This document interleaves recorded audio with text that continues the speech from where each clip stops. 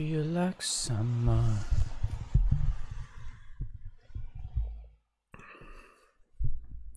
Is it true that Kanye like tried to get close with the Obamas and couldn't? I don't know. That's a good It's question. that whole thing in Feels Like Summer where where Michelle hugs him and then he cries and it's very I don't know. It's like read into that whole music video but don't. Hello guys. Welcome to RCR 48. Yeah, it is 48. Car shopping with mom. I'm actually going to share this now on my social. I need to wear my more fashionable eyeglasses. We're live. Glenfiddich.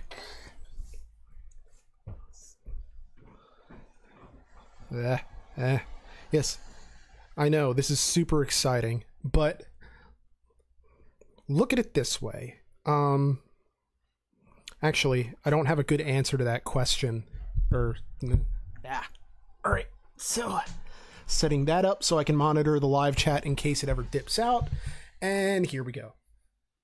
I'm out of frame. Oh, yes. Putting on my watch. I'm out of frame. Tucking in my shirt. I'm out of frame. Realizing that my butthole itches. Doesn't everybody's, though? So, basically, we're just going to... Super Chat is going to be available throughout the entire one, but instead of splitting it up, we're just going to muscle our way through the whole podcast. Of course, I say muscle it through, and it makes it sound like something like grueling, and it's not. It's fun. Right. But we will just talk for a bit, and eventually we'll get around to questions. Right. We're under no rush or imperative. But... Right, and I got two windows open right here. Jacob Shapiro, I see you. Iced Ink, you are going to be the first two, but stuff happened this week, and Nick found an award. I have an Albie award, which apparently, okay, I was wrong. I thought this was the award that you get from Boscov's for doing a good business in a very Vincent Adultman kind of way, but this is apparently an award that my mother found at Goodwill and bought for $1.50 as a decoration for her home, and it looks a bit like Elizabeth Bennet from Pride and Prejudice, but it is actually a Mrs. Albie who basically there's no name attached, so I am going to just read the thing. It's congratulations in recognition of your President's Club sales achievements and to honor your dedication, service, and leadership, we present you with this prestigious award.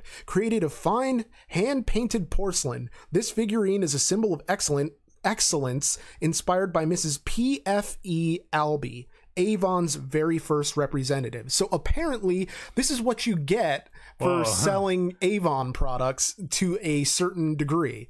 And it's, the first award of some kind that I've ever really held. Oh, actually, no, that's not true. I got to hold an Oscar once at a display, and they are super heavy and really nice, and it was the best day of my life. And but yeah, this is from 1995, so this is a 23-year-old award, and for 23, she's looking pretty great. So yeah, I'm just going to keep her here because and pretend that this is now an award-winning podcast. So rock and or roll. But yeah, the big thing that we were going to talk about was my mother is in the market for a new car. She retired after close to 35 years of teaching, and she, got her pension and, and from savings also. So it's a combination of factors, but now she feels she's actually able to comfortably afford a new car within a certain price range.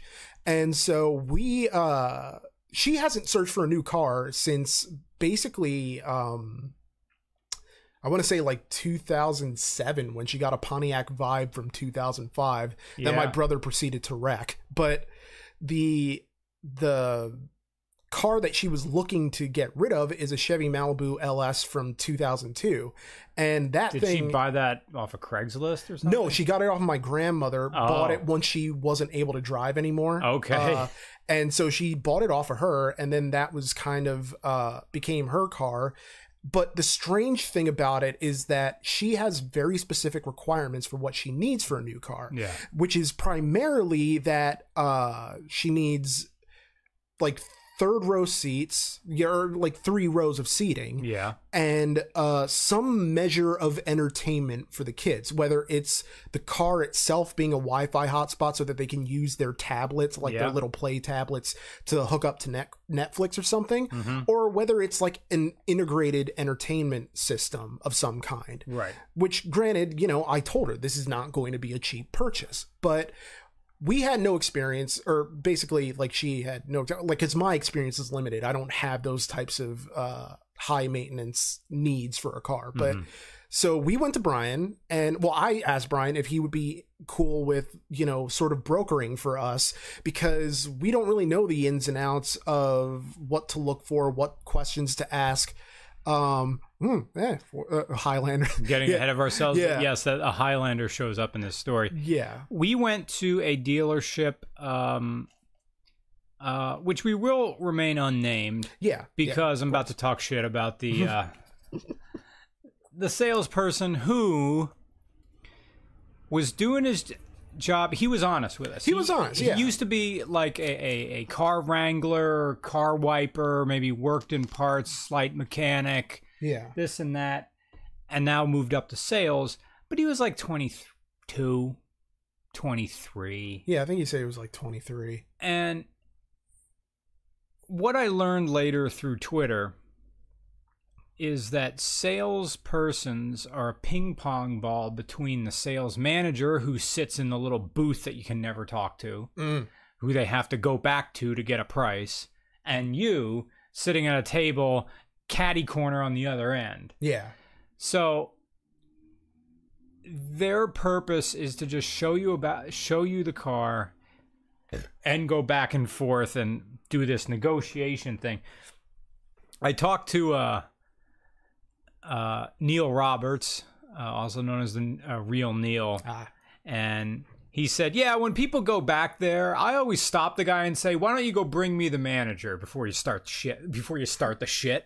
Now, Neil doesn't give a fuck, so he will just say that stuff. Now, I want to be nice, and I wanted to be nice to this guy, and everything was okay. So the Subaru Ascent is on the list. It's the most expensive option, and on the lot was a 2015 Toyota Highlander. When your mom test drove it, she didn't really say anything. And then when we pulled it back into the parking spot, the salesperson asked, so, do you like it? Does it fit your needs? And your mom said, yeah, I like it.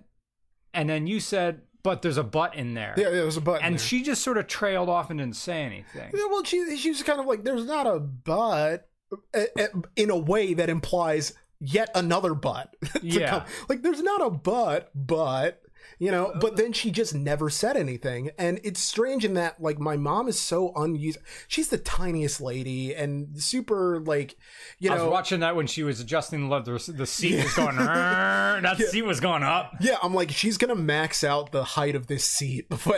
And I'm thinking, because the Highlander is a tall vehicle. Yeah, it is. And I had this moment when I saw that there was no clicker on the remote to lower the rear hatch. Now, there is an electric button, but it is what you have to get to it at the top of the hatch. Not a problem with you or me, but I'm wondering if your mom has stuff, if that's going to be a stretch. Well, my mom, even in the Malibu LS, she drives sitting on a cushion. Not really, partially for height things, but also for comfort, you know? But the big reason for this sort of Highlander consideration is because, like, my mom right now is visiting my sister in Jersey and visiting the grandkids. And when we go on our big road trips, like our family road trips together, you know, it's me, my brother, my sister, my mom, the 3 kids, and then my oldest step-nephew, who comes along to kind of help babysit because he's good with the kids, and he's their older brother. And it's kind of this huge hodgepodge of humanity in a very sort of, just crunched in claustrophobic space, even in the Honda Odyssey that my sister drives. Which, I mean, granted, okay, it's not claustrophobic in there. It's just that I think the arrangement of how the seats are, because, you get like a child seat in front and a child seat in back. And then, the youngest child wants to be up front with my mom because like they're close and everything. It's just the things that we were kind of thinking of.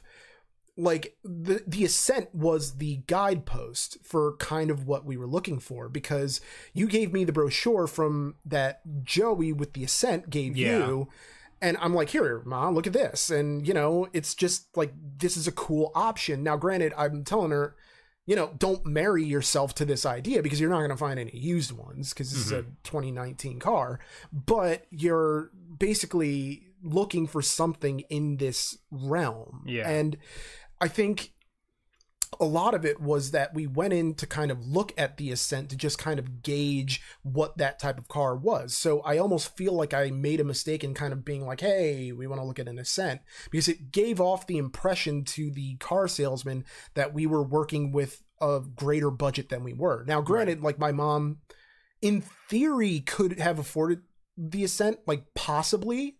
Oh, like, this is my first time hearing in theory. I thought she had the cash. No, she did. I'm just saying, like, I say in theory because she's not going to be happy with spending that much. So I say in theory because really the upper limit of what she wanted to spend was 32. Like, that was as far as she was going to be willing to go. And preferably, like, she would have to kind of talk herself into going that high. So it was really looking for something in, like, the low teens, mid-20s, or high teens, mid-20s. But, yeah, she could have bought the Ascent, but it's one of those things where, okay, they only had the premium and the touring. They were out of base models. Right. And then they said that they would have had to put in an order for a base model. Right. With the third row seat in like that. Yeah. But it would have essentially been all this hubbub of ordering and building things up from the ground up for something that I'm not sure my mom was going to commit to anyway. Right. She is very in the looking phase right now. Yeah. It's not... And I told my mom before we left of just, hey, be willing to walk away. She's like, oh, I have no problem walking away. Good. And it's the thing of with the Highlander, like there was a moment where you were talking to the sales rep, and I like pulled my mom aside and I was like, okay, so you don't need the Simonize or the extended warranty because it's a Toyota. Yeah. And it has 36,000 miles on it. Like, what are you really gonna... And I had assumed that my mom was gonna want those things because in my mind, she's always been sort of a peace of mind type of person. Like, okay, maybe I don't need it, but what if I do? But instead, she was just kind of like, oh, well, if I don't need it, then screw it. Like, it was very New Yorker her coming out. Because she's lived in, I think, every one of the 5 boroughs, like, growing up, except one. The thing I would recommend for whatever car she eventually chooses, and this is something you and I can do together. Yeah. Is that whatever car she chooses is going to be street parked. And so a lot of stuff happens to a car when it's street parked. Yeah. I say we go on eBay and just do what I did with the MR2 and buy 2 rolls of that 3M paint protection film where you wash the car and you just put that clear plastic film on like this lower part of the doors, like everything that's gonna hit these doors and like scuffs and stuff, like stuff around the wheels, you're good. You won't hit the paint. Yeah. So that could be a thing, like way better than any warranty or extended warranty is a roll of 3M paint protection film. Yeah. So people in the chat are saying, why do you need 3 rows? And it's funny, like after we got back from this, I watched this like Joey Diaz compilation of when he's just riffing. Yeah. And he was just doing some crowd work. Where you from? Puerto Rican. And then he goes on this rant about, when I was at North Bergen, New Jersey, I'm telling the Puerto Ricans they know how to party. You see their car coming up, 10 people get out of it, you're ready for that. What you're not ready for that is the couch that comes out of the car that follows. They're down there on the Hudson River, they're having a cookout, they got their maracas, they're dancing. I'm gonna tell you, I'm Cuban. Man, them Puerto Ricans, they make something out of nothing. And so there was this one moment, like I could rewind the clock to have that line where you could tell that the salesman was kind of questioning, why do you need 8 seats? And if you go back, it's like Puerto Rican family. Yeah. We go everywhere together. Like, I go visit my sister for the Thanksgiving weekend, and sometimes for Christmas, not all the time. Sometimes she comes down here, but basically, when we go to the mall to get our family Christmas pictures taken, because, it's timeless, the whole thing is that we all have to climb into the same car. Now, in theory, we don't have to. Like, I could just drive. It's an hour and a half. Like, what am I going to... Yeah, but still, it's one of those things where we need just obscene amounts of seating, and the entertainment thing is almost as important as the seating, just because it's small children and you just want them to shut up. You love them to death, but you just want them to be quiet. And that's the line that you said in the Ascent about childhood being in bondage. That's more or less what it is for them, of being in the car is a thing I don't want to have to be in. And I feel like that's a disconnect from our generation where, going on long road trips, okay, maybe it wasn't ideal to necessarily go somewhere where you didn't necessarily want to go, but the experience of being in the car and sort of, this is a rolling home to me. That's kind of how I was with my mom's Eagle. That's kind of, I got used to it. I just remember the seats, and I remember, the smell. It's this thing of where, people don't become accustomed to their cars anymore because they view it as this, through this almost adversarial lens of not wanting to... This is the family bus. Yeah. Of just this, again, we gotta go somewhere. Which is strange because, as a kid, I didn't really want to stay home that often. But granted, unless my friends were all out playing, because I lived in a neighborhood that was just packed to the gills with kids, and we were always doing, baseball games, because I lived in this housing project that had this just enormous field in the back of everyone's... It was just a rectangular thing, but in the back of that rectangle, or in the center of that rectangle, was a giant field. There's always something going on. Bicycles everywhere. Bicycle races. None of them use their kickstands. They're just over. No. I was the only one who used a kickstand because I was terrified that if I wrecked this bike... Oh, Eric Pedersen's in the chat. Hey, Eric. Hey. Well, hello there. How have you been? I need to make a trip out there before I'm married. Congratulations. Eric. Would you be against doing a bachelor party? My idea of a bachelor party is going go-karting. So, every bachelor party I was a part of, I endured. I've never actually been to a bachelor party before. Well, all my friends, they got married in their 30s. So it was kind of 30-year-old stuff. I mean... Yeah, you go to a bunch of breweries. I liked going golfing, but I get bored after 6 holes, so whatever.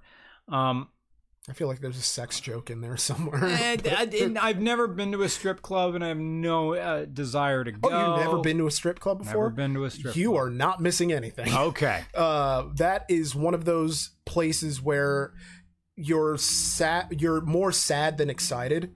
I could see myself feeling that way. Because instead of seeing titillation, you're sort of writing this narrative in your head of what brought them to this point. And now, granted, I'm all about sex positivity, and there are some women who choose that job because they feel that sex positivity, they feel that empowerment, that you get from maybe, being the center of attention and being able to make money from just, the gifts that God gave you. Yeah. But for some people, it's a means to an end. And I feel like every time I went to a strip club, I got that weird skeezy feeling that I was kind of being silently judged for being there. Yeah. And I didn't really enjoy it. And I mean, I never got like a private lap dance or anything. I basically, as close as I sat to the stage, strangely enough, both times that I went to a 3 times I went to a strip club, I was all dragged by that ex-girlfriend of mine. And she was just kind of like interested in going there. But, you know, it is what it is. Huh. Anyway, so the sales recently graduated college kid who was just doing what he could. Yeah. But the thing is, the Highlander that we looked at didn't have a price on it, which was uh-oh for me. I was expecting it to be high, but I wasn't expecting $32,000 for a used Highlander. That was $10,000 higher than what was reasonable. Yeah, it was 29, and then with added fees like the 32. notary, and it came out to 32. I was expecting on the high end maybe 23. Yeah, like maybe 23, yeah, but not 32. Not 32, and that wasn't even an upscaled one. I mean, it had leather, great, but but it was a 3-year-old model. Yeah, 4 if you count the year it actually came out. Yeah, you know, because it's just strange that, I mean, his big line that I thought was kind of strange was, you know, the internet has removed the ability of us to really wiggle, you know, or of us to like manage. I don't think that was him talking. I think that was the manager being butthurt that he doesn't, that customers are now coming into the dealership informed. That they're mad that, you know, I mean, because that kid, from our perspective, when we were going through the test drive, he said that he had a WRX with a tune and stuff on that. So if he's in the WRX community and he's tuning and he has a boost controller, he knows well how negotiations work with Craigslist and used WRXs. Yeah. Oh, the internet removed our ability to wiggle. Well, then we'll just wiggle out the door. Yeah. That would be a fuck. Oh, that was a line. That would have been a line. Well, then we're going to wiggle out the door. Here we go. Everybody up and out. Yeah. But now I'm going to see that guy because it's a local dealership and I know people there. So yeah, I gotta think in the long term. And then I did tell him that we did a regular car review. We're RCR. So now that's me. So if I'm a dick, then that means the guy from Regular Car Reviews is a dick. And the kid was just doing his job, doing how it was. Like, my thing was, I figured, you know, he immediately, because his thing was, when we said that was kind of high for a Highlander, his immediate response was, well, then what was the use in looking at the Ascent? He was totally butthurt. Yeah, he was like, it was literally like verbatim, what was the use of looking at the Ascent? Like, he was upset that he thought we wasted his time. Yeah, which, I mean, but like, and I understand. Like, the line, like, Joey Diaz's lines would have worked there. Like, the real line would be, don't worry about it. Yeah. We're not talking about an Ascent right now. Yeah. We're talking about a Highlander. Yeah, it's not anybody's business. Relax. Yeah. Relax. Yeah, just, relax. You know, cool your areas. But yeah, and it was kind of like that line when we were chatting on Messenger about it, of that, you know, he kind of thought he was going to get to go home and smash, but he didn't even get like a kiss goodnight. Yeah. It's that. Because when you're 23, everything is sex. Yeah. In a Robert California kind of way. Yeah, everything is closing the deal. Yeah. You know, you want to get your name up on the sales board. And for all we know, like, I don't know how long he's been in this position. Like, this could have been potentially his first sale, for all anyone knows. And he was really looking to close it. And Lord knows, like, we wanted to close something. Yeah. It's just that we didn't want to be taken for a ride. Right. You know, it's that thing of, you know, just because you have the money to get, like, just because my mom could have afforded an Ascent doesn't mean that she's gonna pay that same premium on a 4-year-old Highlander that doesn't have the same features. And already, you know, I think, like, my mom was weird about, like, the bit of rust that was on, like, it showed up. Yeah. If they would have done their job, they would have, at the bare minimum, taken the wheel off on the lift, taken the whizzer, or a green scrubby. Yeah. It's just surface rust, but just getting rid of it. Yeah. Or they could have got some, and this is something I use on like motorcycle pipes or stuff that isn't finished. It's black stove polish paste. It's like if you have a wood burning stove or a coal stove, they're iron. Iron rusts easily. Yeah. It doesn't mean it's any less structural, but it is unsightly. This is stuff, it's a black snot goo, and you just dab it on. Like those shoe polishes that used to be in that squeezy bottle with little foam on the bottom. Yeah. It's that, but without the foam on the bottom. You're just supposed to put it in like an old rag or something and just dab it on. Yeah. And just let it go, and it's actually a really nice matte finish. They could have done that. But it is a thing. Like, the thing about dealerships is that the cars are supposed to be presentable. Yeah. And in this case, it wasn't presentable. Is there anything wrong with a rusty brake disc? Well, no. But you can see it there. Yeah. And it's a thing. And it creates a narrative around the dealership in the sense that you suddenly feel less of a trust in what you're being presented. Which, granted, like, I'm sure when the salesman went in that day, he didn't think he was going to be showing a Highlander. On the back end. The way the hell back. And then there were two identical ones, and one was white and one was blue. There was no meaningful difference except one had 5,000 more miles than the other. Yeah. So we took out the white one, even though it's like, I told my mom, like, why would you want a white car? That's just, you kind of don't. You don't. But I would have gone with the blue one. But like, and she was kind of saying how, you know, she would have preferred a different color. But I guess the rust thing really, I guess, wore on her in a way. Like, she kept bringing that up to me, like when you were like talking to the salesman, and I'm like, that's an easy fix. She's like, yeah, but still. We have to remember that talking to people who aren't deep into car culture and repairing their own vehicles and doing maintenance, different visual characteristics of the car mean different things. Yeah.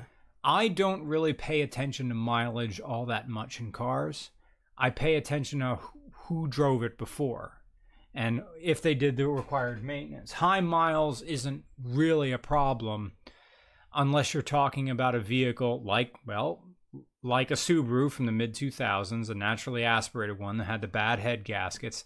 It does mean something if there's no documented proof that the head gaskets were done. Mileage really, you can have a 300,000 mile car and it will be okay if it's been meticulously maintained. But I mean, is it going to affect the price? Sure, but it's not going to affect it to the degree that the difference between I don't see much difference between a 30,000 mile car and a 70,000 mile car. It's really the life the car has led. Yeah. And my mom's Malibu has seen some shit over the past 16 years. So, I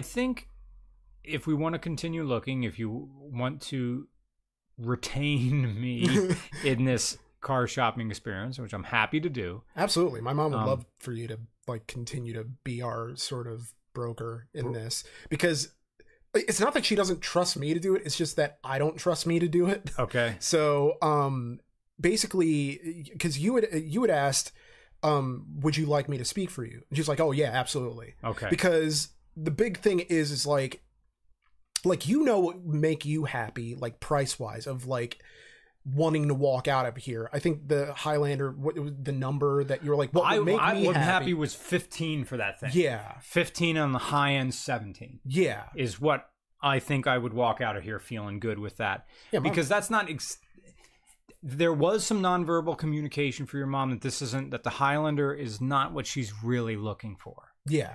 There's something about it, and that's fine. Yeah. I think the next car we should look at is a Toyota Sienna.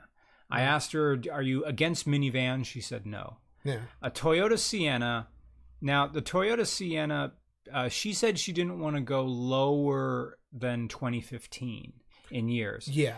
Now, the Toyota Sienna went under a facelift, I think, in 2017. But the 2015s to, I think, the 2012s are all identical.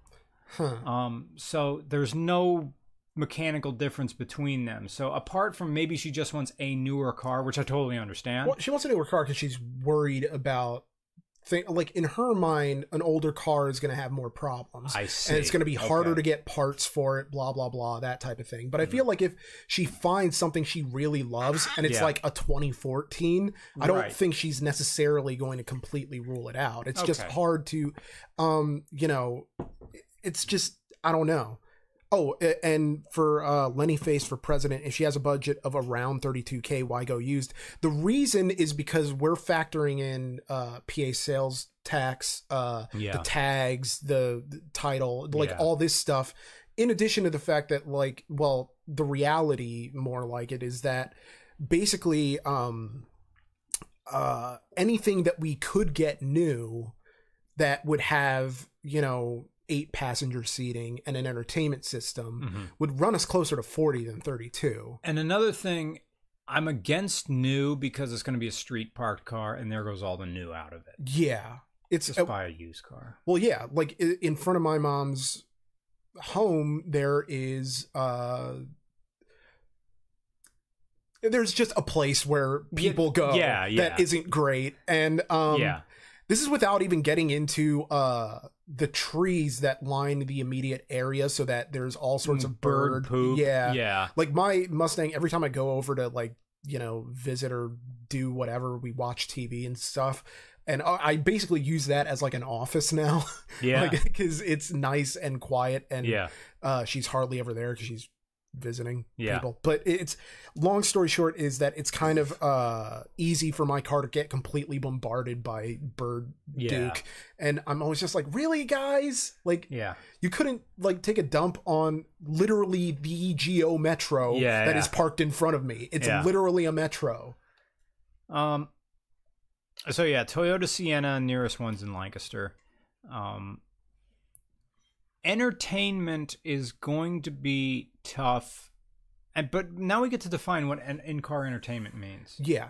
Well, okay, so the kids get motion sick having to read. I made that joke in the Ascent review, I think it was, where, or it might have been the Buick before it, about how trying to entertain yourself with a choose your own adventure book before getting motion sick. And that's kind of from my personal experience of, I can't read in a car without getting horribly motion sick. And apparently all the kids in the family have that exact same problem. But if you put a tablet in front of their, you know, face, and have it on Netflix, you know, they can watch whatever, and they don't really think about it as reading, even though there might be elements in a given episode of Power Rangers RPM that, you know, aren't necessarily just like, it's reading, it's watching, it's still interacting. But yeah, it's nice. They just have like super cheap Fire tablets for kids. So the Ascent, or other cars that have in-car Wi-Fi, those things, as we learned from Veit, Kenneth Veit, the marketing guy, those systems, those Wi-Fi hotspots in a car are their own subscription. You got to pay for that, which monthly. I have a Wi-Fi, like my phone, as part of what I pay for my plan. I have mobile hotspot in there. And so realistically, like if I'm in the car too, I can just use my phone and turn it into a Wi-Fi hotspot. Now, granted, you're getting not that much Wi-Fi. Like it's not going to be the strongest Wi-Fi, but it should be enough so that we don't all have to, bless you. But it should be enough so that we don't all have to listen to the soundtrack of The Greatest Showman for the 11th time. No, it's okay. This movie came out last year called The Greatest Showman, and it's a musical about P.T. Barnum. And basically, its soundtrack was a huge, huge hit, even bigger in the UK where it was #1 forever. And basically, you can't watch a talent show that has Simon Cowell on it without hearing a song from this friggin' movie. And it's driving me nuts. And so basically, whenever I go to visit my sister, love them to death. I would lay down in the middle of the street and get run over by the aforementioned Geo Metro for any one of them. But point is that, like, how many times are you going to listen to, you know, this is the greatest show, or you know, any number of the weird songs that are in that movie? And there's only like 7 songs in the movie, 7, 8 songs ish, and it's just, but it goes through you after a while. And so and even with my earbuds in, you know, I'm listening to podcasts rather than music, so it's that music is getting in, and it's, you know, sort of, I don't know. It's the 2018 version of the Grease tape cassette that would just stay in my mom's head unit and just reverse right through. That tape would never stop. Yeah. Back and forth. Every single song. Grease Lightning and Summer Nights and at least Grease was great though. Like, I loved just Stranded at the Drive-In. Oh, fuck that. Branded. Fuck everything about that soundtrack. This is karma for me. 90s. I'm stuck in the car before I could drive, and guess what? That's what we're listening to. Fucking Grease soundtrack. Why was that movie so popular? Oh, like, it's parent. Oh, it's the Wing-a-Dinga movie. That's what it is. Remember the good times? Remember before black people? It's like the 50s. It came out in that Happy Days era of, it's the 1970s, but we're reminiscing about the 50s. Kind of like how now ABC sitcoms are you got Fresh Off the Boat, which is reminiscing about the 90s. You got The Goldbergs, which reminisces about the 80s. You got this new one coming up called The Kids Are All Right, which reminisces about the 70s. They're literally going to try to have a family sitcom that is nostalgic for every decade of the past, like, 40 years. Yeah. So it's just this incredibly strange thing of, like, when are we going to get this nostalgic thing about the 2000s where everybody's hair was terrible? Yeah. And, you know, superhero movies were generally bad, except for Sam Raimi's Spider-Man movies, except for the third one, which even then I'll kind of defend it. But anyway, yeah. Shopping for mom.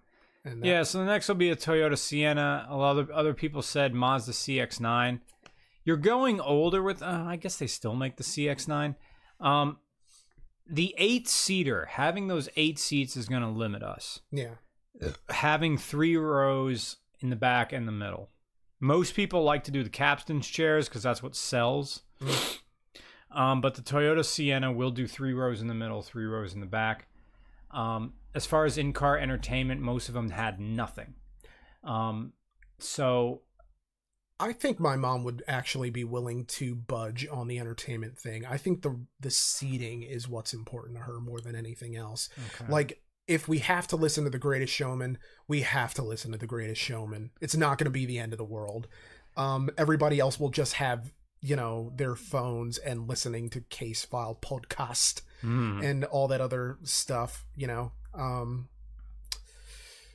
I don't know. It's just, you never really think about it being this tough because my mom has such very specific, you know, requirements, I guess. But there are requirements that she's willing to budge on because she really, really would prefer to have something by Thanksgiving when we go to visit my sister, because it's going to be a pain in the ass if we have to take my Mustang to get over there because I don't have the storage for all the crap she's gonna bring. Right. And I say that with love. But yeah. And an Odyssey would maybe work. People are saying that their transmissions aren't that good. Other people saying Tahoe Expeditions. Well, getting ahead of myself with Eric's question. That's a truck. That's a big fucking vehicle. Yeah. And your mom is tiny. Mm-hmm. We're getting into huge gas-guzzling SUVs. Granted, lots of room? Hell yeah. Yeah. Lots of trunk space? Great. But this is a truck. Yeah. And and one of the questions my mom always asked was like, how's the gas mileage? And I'm like, Ma, the Venn diagram of cars that have 8 seats, entertainment, and are good on gas mileage. Like, you're not gonna get you much. Have to choose, it's that old thing of like, all right, it could be done well, it could be done fast, but it can't be both. Cheap, yeah, it's just cheap, fast, or good. Pick 2. Yeah. And her ears did perk up when she found out that the Subaru Ascent wants premium gas. Yeah, that was another thing. And the Highlander can get away with cheap gas, and probably so can the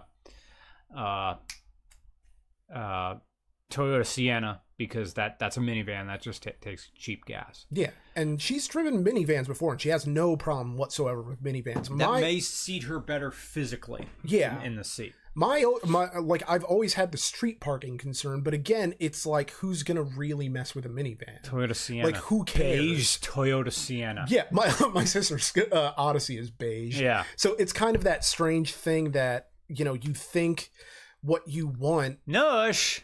I gotta say, his YouTube name is Bobcat? I gotta write that down. Oh, that's Nush from thanks for... You gave me $20? You're the guy who works. I'm the guy who fucks around. Okay, Nush, I gotta go buy you lunch or something like that.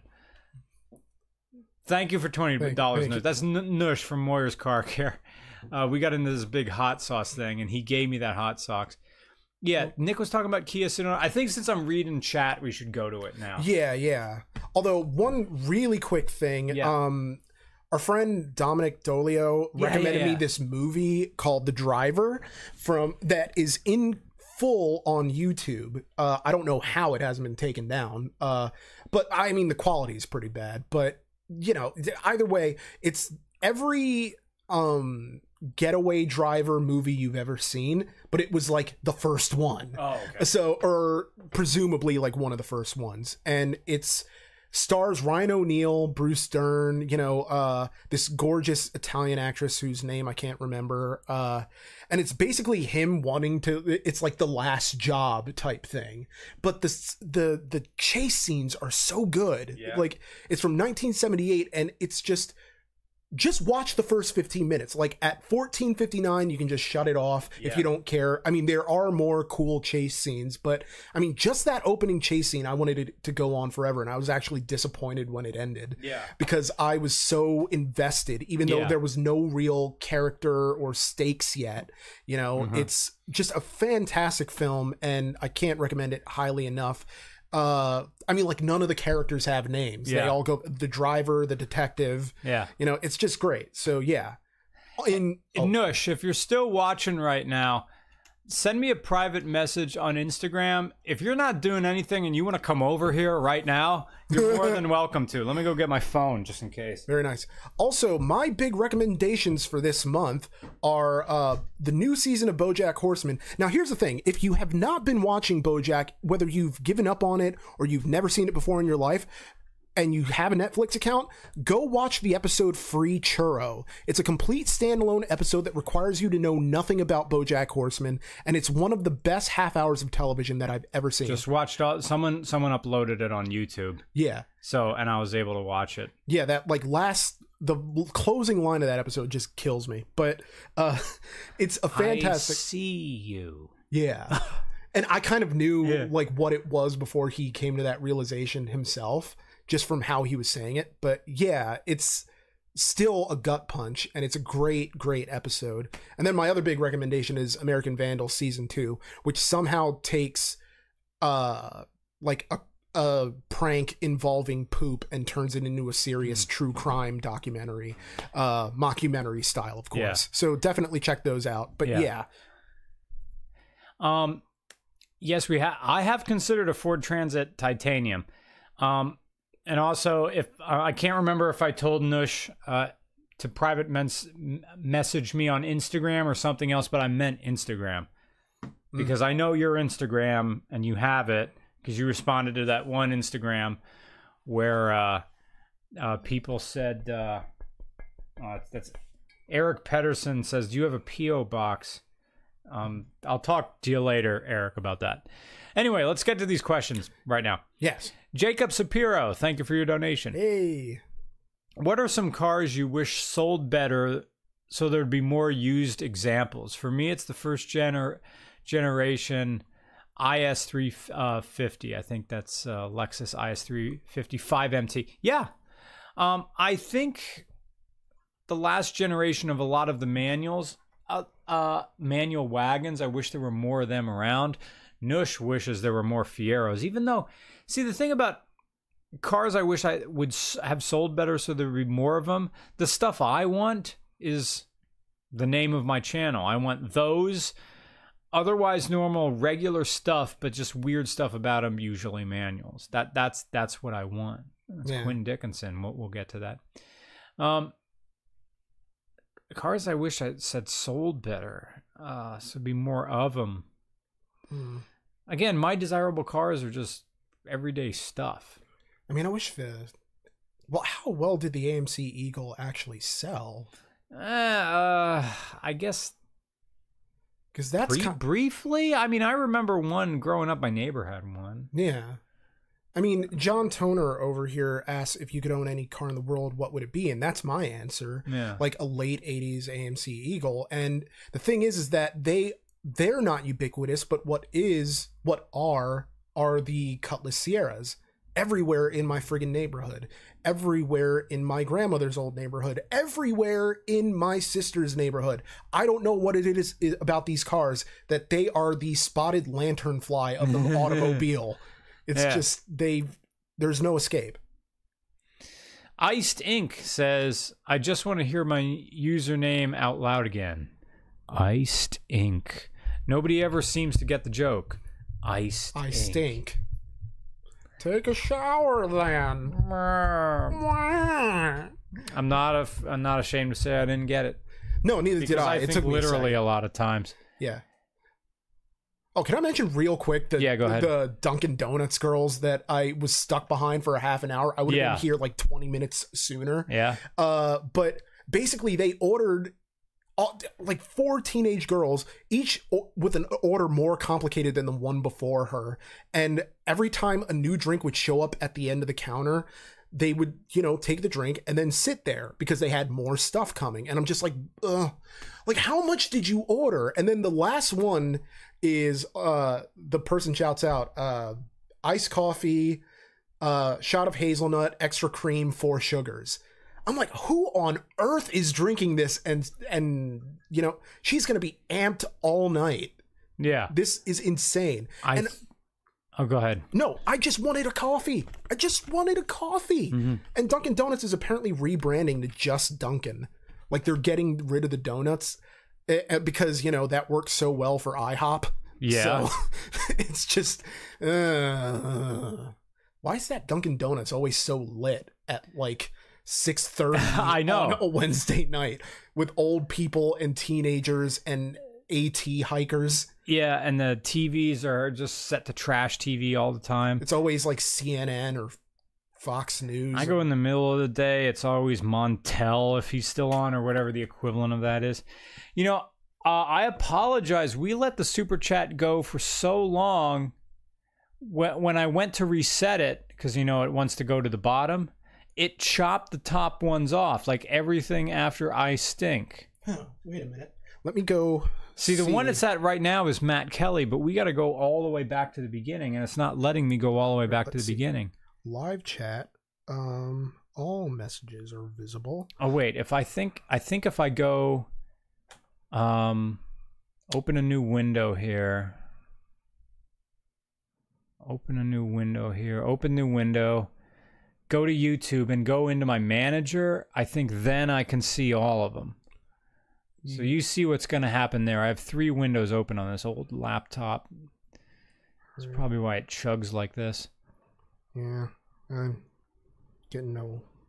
So we're going to go all the way back to the beginning here with these messages. Click on the icon. Yeah, even clicking takes a while. Video manager. It finally went in. Video manager, scroll down. No, wait, it's under community. That's right. Click. Now we wait for the community thing to open. Yeah. There it is. We go down the super chat. Wait for it. Wait for it. There is Iced Ink. Now we got to go scroll all the way through this. That was last podcast. This is... All right, yeah, here we are. All right. There's Jacob Sapir. Okay, Iced Ink.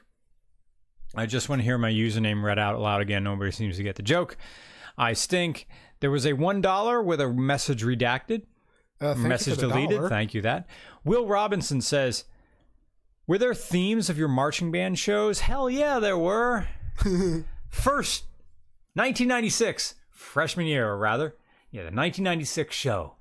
That was New Age. A New Age. Kyla's Journey. I think by David Arkenstone? Or is that somebody else? Like New Age how? New Age music. Like, as in, like, the audio representation of an amethyst? No, it's generally, we were just said New Age, and I think we just called it Kyla's Journey. That's going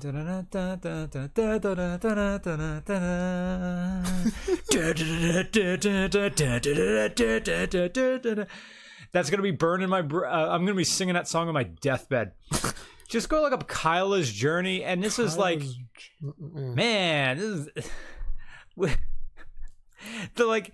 looking back, our marching band show probably could have been called Encarta 1997 and like boot up music, but like that was like, you know, Kenny G was blowing strong in the late 90s. So yeah, sophomore year, crap. Sophomore year, I think was our Irish show, which was probably insensitive by today's standards, but it was just Irish music. Hell, why not? It's 1997. Riverdance, the hell out of everything. How was that so popular? Like Michael Flatley and Riverdance playing sold out shows, night after night, everywhere in the world. Wasps want to see a spectacle. The Cirque du Soleil of its time. It's more highbrow than the circus. I forget what the junior year show was. I think senior year was Bernstein's Mass. Leonard Bernstein. We just did Bernstein's Mass. So yeah, there were themes to our marching band shows. Now our indoor shows were incredible. Indoor drumline, that's an East Coast thing. Matt Kelly says 1991 Prelude W4 SI 9,000 miles, 5-speed for $5,000. Good price. Depends on rust, man. Get underneath that car. Start looking up inside the wheel wells. Look at rocker panels. You're going to go to Advanced Auto Parts and get that little magnet on a telescoping stick. Put a little bit of felt on the end of it, or even a tissue with a rubber band around it. And you're going to go around that car checking for Bondo. As long as that thing is strong, making a strong magnetic connection, it's good. If it starts to get weak, that means the car was repaired there, and that's where you haggle down to, like, you want to get that car for like $4,000. Is there any way to have this like side by side with the live chat? Just so like we could inject some non-super chat questions so they don't feel left out. When we get to the very top, since this is just a web page, it eventually will have to find our way back in. Let's see here. What up, TK here? If a person doesn't have kids, what happens when they get old? Well, you got to have money to have in-home care. That's a practical thing. You're going to have to pay your way, and you probably will have some cash if you're smart and saved it up because you didn't spend it on kids. Yeah. r/child free. Yeah. You're just going to have to hire a help. Long run, that probably would be less expensive than college. Workforce 520. Didn't she rent an Impala and she really liked it? Yeah, my mom, this is from a long time ago and not even I remembered it. So great memory, Workforce 520. She did rent an Impala while her car was while the Malibu was in the shop for the 11,000th time. And she did really enjoy it. It's just the problem is that it doesn't fit the needs that she has now. Yeah. Which, I mean, an Impala, she had a great time with that car, but it's just not enough seating, not enough really, you know, big entertainment value thing. I don't know. If there's a private message, this may be... Nush. Thanks for the invite, but I'm shopping, holding bags right now. You need to get Homer on. He's a fountain of car knowledge. Yeah, Nush. I totally need to get Homer on. Your Homer? Well, I mean, how many other Homers? Homer's from Moyer Car Care. Yeah. I'd feel a little like I respect the man so much. It's like me having Bruce Hen on that in my own way with super reliable and successful people, I feel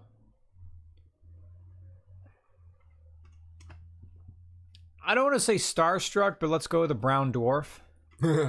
That I'm in reverence of them and feel slightly unworthy in their presence. And to something Homer would say, the fuck are you talking about? Yeah. He's one of the senior guys at Moyer's Car Care, and he's a tow truck driver. Why am I enamored or deeply respectful of something like that? Well, they can do something I can't. Yeah, like that time when what did we end up? We were working on Sally. Yeah, and we had to call strut, and I stripped the threads on a. It's like the stabilizer bar. It wasn't the control arm because there's rack and pinions. I mean, not tie rod end. I think they had like it's a stabilizer bar. Yeah, and he came out of his own like day. Yeah, and just whatever. I mean, he just came up the road. I tried to pay him, and he said no. Yeah, great, salt of the earth guy. Yeah. Yeah. Frank Proscia says, "Hey guys, we sent an email already, but are there any plans to come to Long Island? Not at this moment. No Long Island plans. I'm sorry to say." My dad would love to have you guys review his 1959 Chevrolet Apache Stepside. That's a pickup truck. An accurate restoration. Sounds great. But yeah, no Long Island plans. Long Island is what it is there. It's an island, not just from having technically water on all sides, but barricaded from the rest of New York State by the 5 boroughs. Didn't you ride your motorcycle there once? Yes. Or a motorcycle there once? My first Suzuki GS500, I rode to Long Island through Manhattan, through Midtown Tunnel. I enjoyed that. Of course, I was also in my 20s and a little bit fearless on that thing, but it was a mentally exhausting thing to go through the Big Apple. Yeah, the amount of alertness that is required of you while you're on a bike like that in a city that is as much of a jungle of steel and inattentive pedestrians as New York. Eric Pedersen says, hell yeah, I don't need strippers and cocaine. Okay, good. That makes it easier for your bachelor party. Yeah, there's more options. I'm not a fun person in real life. I like being around other people who are fun. That's why I like Juliet and Bryce Johnson from New Zealand. That's why I like Matt Farah. He's fun. I don't know how to orchestrate fun. I just want to be in the general presence of things happening. Yeah, it's nice to be around people who are the energy rather than you having to be the energy. Because I have to fake the energy. That's why having car meets takes so much out of me. Yeah. I'd rather have other popular YouTubers or something else to like have real extroverts who recharge their batteries by being around people versus me who drains his batteries by being around people. It's weird. After my first RCR meet and I got over the anxiety, and then really after the UK, suddenly like the meets became like my favorite thing. Good. Of like I have no, I'm not going to say I have no anxiety, but I have pretty close to no anxiety because everyone is so nice. Like if the part of my anxiety before was less that, okay, everyone expects you to be on. It's more that I'm expecting someone's going to come up to me and just be like, hey, Roman, you suck. And then it's just, what am I supposed to say to that? Like when you're saying it to my face, you know, it's because I'm not like a confrontational person. I don't like conflict at all. But I've literally never had a car show of ours where I ran into anyone who was anything less than just the most pleasant people. And I feel like we're incredibly fortunate in that regard. And just to answer Josh Wisso's question real quick, because he had asked earlier what I thought of the NXT wrestler Lars Sullivan. NXT is WWE's minor league, developmental territory.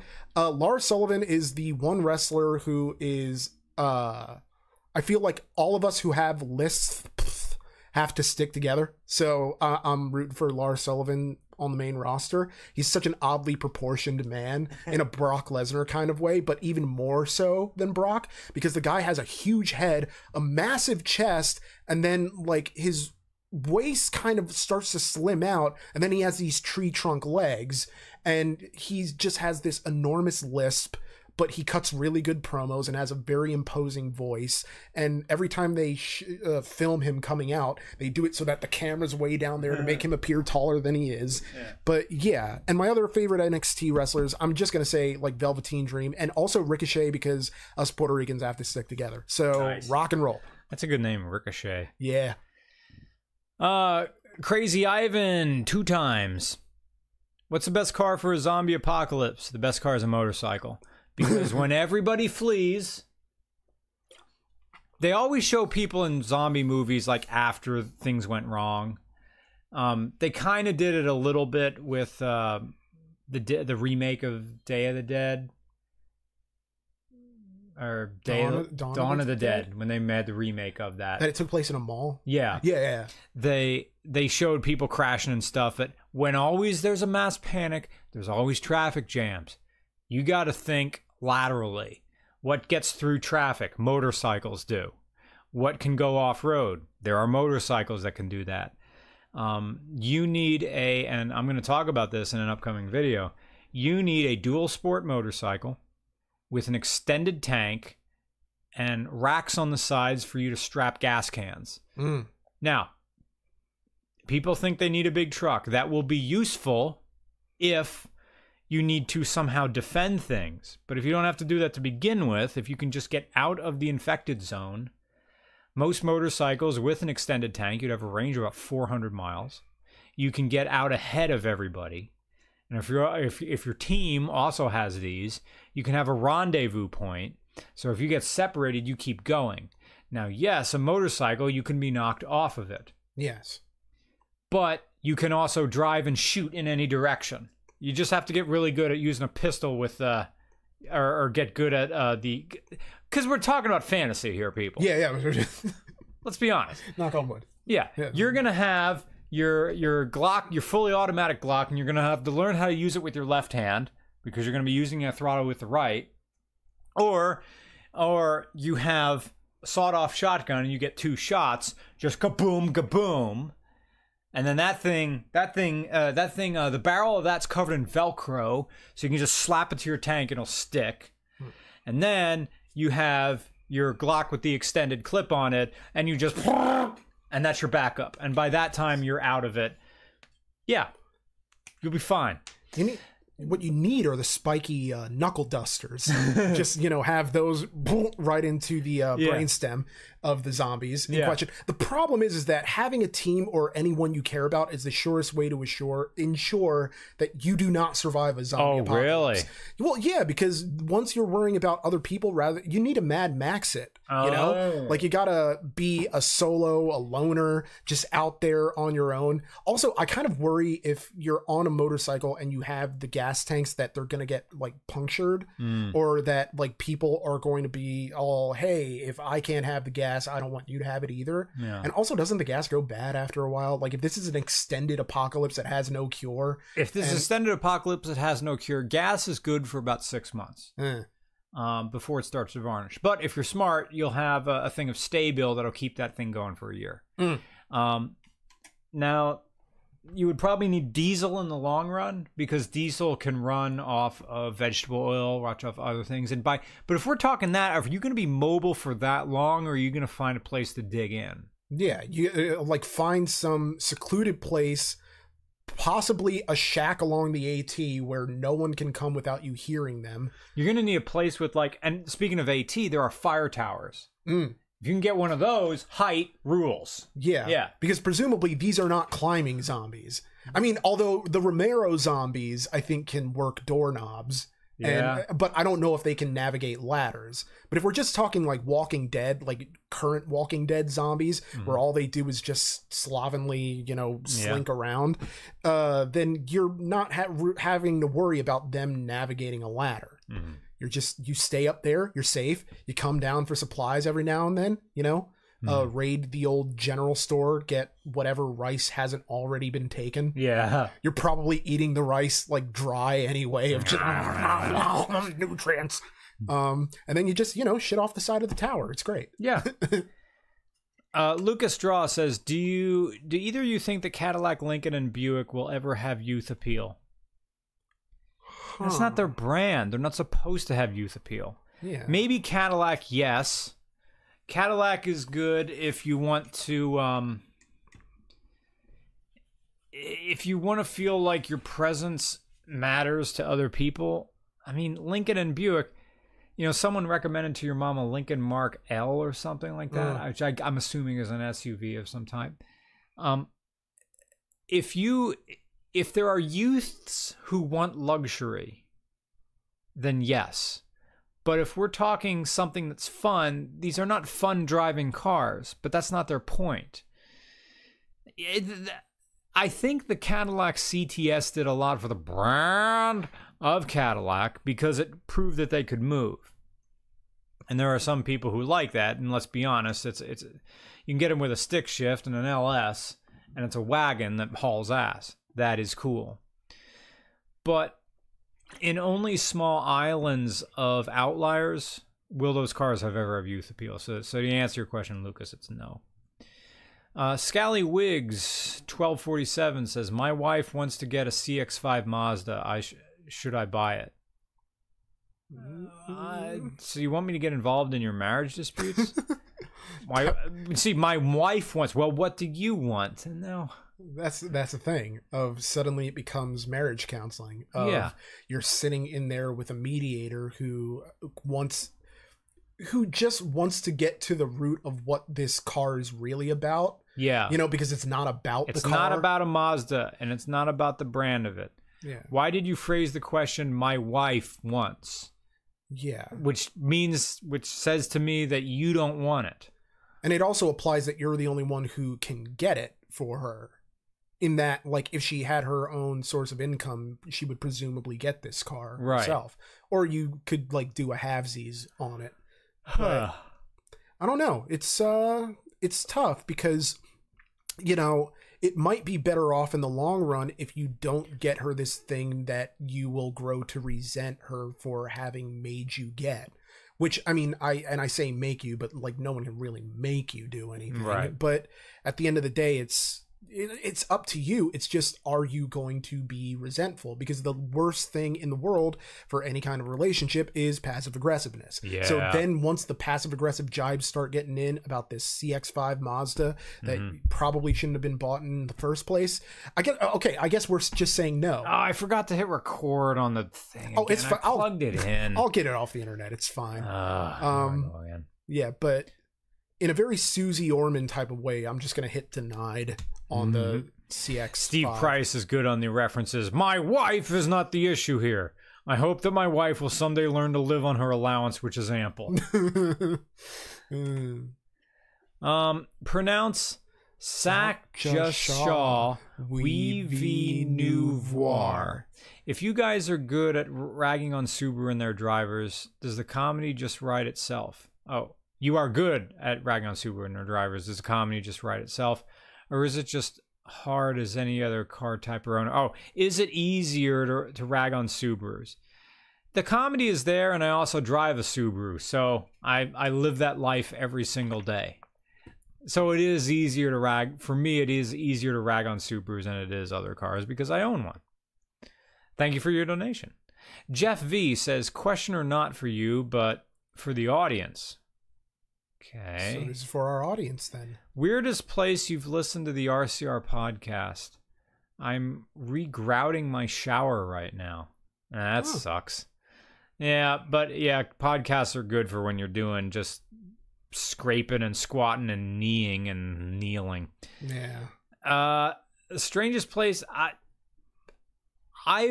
the only podcast I've listened to involving us is past Smoking Tire episodes to remind myself that I really was there at his studio. Yeah. I played one of those for my mom in her car once, which was interesting. I mean, my mom doesn't really have, like, she grew up in New York, so she doesn't really care about appropriateness. And hearing what we talked about on at least the first one, I think. Oh, yeah. But at the end of the day, it's kind of a weird thing of like, I'll never get used to the sound of my own voice, especially now editing the new RCR stories. Of after a while, you kind of forget that this is your voice. Yeah. And it's this depersonalization that suddenly, oh, okay, I said that, as opposed to me saying, all right, this guy, I almost think of it, the Nick who recorded that line as a separate Nick, of like, why would you say it that way, dude? But yeah. Jeff V. Thank you for your donation, Jeff. Question not for you, but we just did that. JSB225 wouldn't be a show without you. Thoughts on the Super Speeders channel, Rob Ferretti? Also, do you think it would be a mistake to pass on a 2000 LS1 Vet to keep my O2 Trans Am? Well, if you want to keep your Trans Am, early 2000 Vets. You don't see them too often. Yeah, no, it's fine. If your Trans Am is what you like, and there will always be C5 Vets for sale. Don't worry. They're so cheap. Yeah, keep your Trans Am. You can pass on that Vet. Plus, why did you say LS1? Oh, yeah, right, because the LS1, LS2. Yeah, keep your Trans Am. You'll be fine. I love how this guy, Mark Dumagpi, got his message held for review because of the word "your mom." Because he said you should get your mom a 2016 Lexus ES350. But yeah, this is the age we live in now. The correct pronunciation of Chuck Palahniuk is Chuck Palahniuk. Palahniuk. That's how it's pronounced. My favorite Chuck Palahniuk book. The only one I read was Fight Club and the first few pages of Choke. Yeah, same here. I mean, I know that, I guess, you know, bad lit major or English major, but I'd rather just listen to Chuck Palahniuk give lectures. Yeah. He's a fun talking guy. Yeah. Eric Pedersen says, can it have a V8? If so, then Tahoe Expedition. We answered that one. That's massive. Yeah. Bobcat says, hey guys, it's Nush. Hot sauce on the way. Oh yeah, right. Nush. Yep. This is for any Pepto you may require. I put too much of the sphincter shrinkter on my rice bowl last night. But if I just put like a quarter of a teaspoon and like mix it in with something, tasty. It needs like an emulsifier to go with it, like butter. Yeah. And then it helps. Because, I mean, Nush is trying to collect all the hot sauces from the YouTube channel Hot Ones. Yeah, and he had some of them, including the bomb and stuff like that. You open it, and it's like, this isn't fun. He had like Raging Fool, Mad Stuff. It's burning. Yeah. And I'm having little bits of it, and we were eating crackers and hot sauce on the parts counter down at Moore's Car Care yesterday. Projurin XL just says Kia Sedona. It's an option. I mean, because I had targeted advertising pop that up for me. And they're like, with third row seating and, integrated blah blah blah, but that was like the new model, so I don't know how much the used ones are going for, but it's something to look into. So yeah. Jamie Alvarez, no question, but thank you for your donation, Jamie. Joshua Savage says, review my Honda Grom. Yes, I want to get my hands on a Honda Grom. They're great. I was sitting on that, and now Yamaha or Kawasaki has an equivalent mini bike. You'll love the repaint. Here, looks like an Easter egg. I'm gonna put my very good right there. My poop comes from my butt. Favorite Limp Bizkit song? The one with the Rollin'. What is it? Yeah, it's just Rollin'. Rollin'. Yeah, Rollin' is my favorite. Oh, mine is Break Stuff. How could I forget Break Stuff? Gosh, the early 2000s, man. A simpler time. Gus Wagner says, Ford Escape, I can only see old people driving them. That and Park Rangers when we started RCR in the early teens. Yeah. Ford Escape. I mean, it's just a small SUV. Slightly shittier RAV4. Quinn Dickinson says, going to H2I with my 184,000-mile Volvo S80. Going for my buddy when his modded Del Sol gets impounded by... you're going to be the ride home, gets impounded by Ocean City Police Fire. I don't understand wanting to go to H2I. I guess people go to H2I because that's where you go. But it's people who want to mortgage their future on pleasure now, and that's not who I am. Also got to get my two friends together for a review with our S80s with the T6 and the V6 and the i6. Yeah, just stay on my radar, Quinn. You know how to do it. Nutty 5.0 says, will you review my Road Blasters arcade? Yes, if you're the guy in Birdsboro who has the home arcade, including Road Blasters, we got to go down there someday. Yeah, I want to review this. If this is the guy who I'm thinking of, a guy said he has my favorite arcade game. Just called Road Blasters. A guy who has a bunch of arcade cabinets. I remember talking about Road Blasters. Yeah, he lives down in Birdsboro. So I've never actually played it before. It's a racing game, and you have unlimited lives but limited fuel. When you run out of gas, the game's over. And as you drive along, there's like green balls, which is fuel, and red balls, which is reserve fuel. So yeah. Brian Weebley at the top. I have to pee, so maybe you can answer that one. Bryson Webley, why is the image of the old man in the phone store who doesn't want an internet phone, I want my Nokia, so sad? Perhaps it's because it's someone just fighting against the creep of time, you know? We don't want things to change. Every time we think we finally understand something, and then time moves along and changes the thing into something new that we now have to relearn how to understand, then it feels like the world isn't really that fair, you know? It feels like we're stuck in a rut where no matter how much we try to fit into this place, we're always going to be an anachronism. We're never really going to fit in, because every time I learn how to use my Nokia, suddenly now I'm expected to have a smartphone. And then I finally get a smartphone, now I'm expected to have like the newest model smartphone. It's like you can't keep ahead of time. You can't even keep pace with it. So that's kind of why it feels sad. I mean, there are a lot of older people who don't have smartphones because they like the feel of buttons. And I was someone who held out on smartphones for so long because I needed buttons. Like, why would you not want buttons that you can feel so that you can text in your pocket without having to look, because you know that the thing that you're typing and what it's saying, and you know exactly where you're going to without having to look.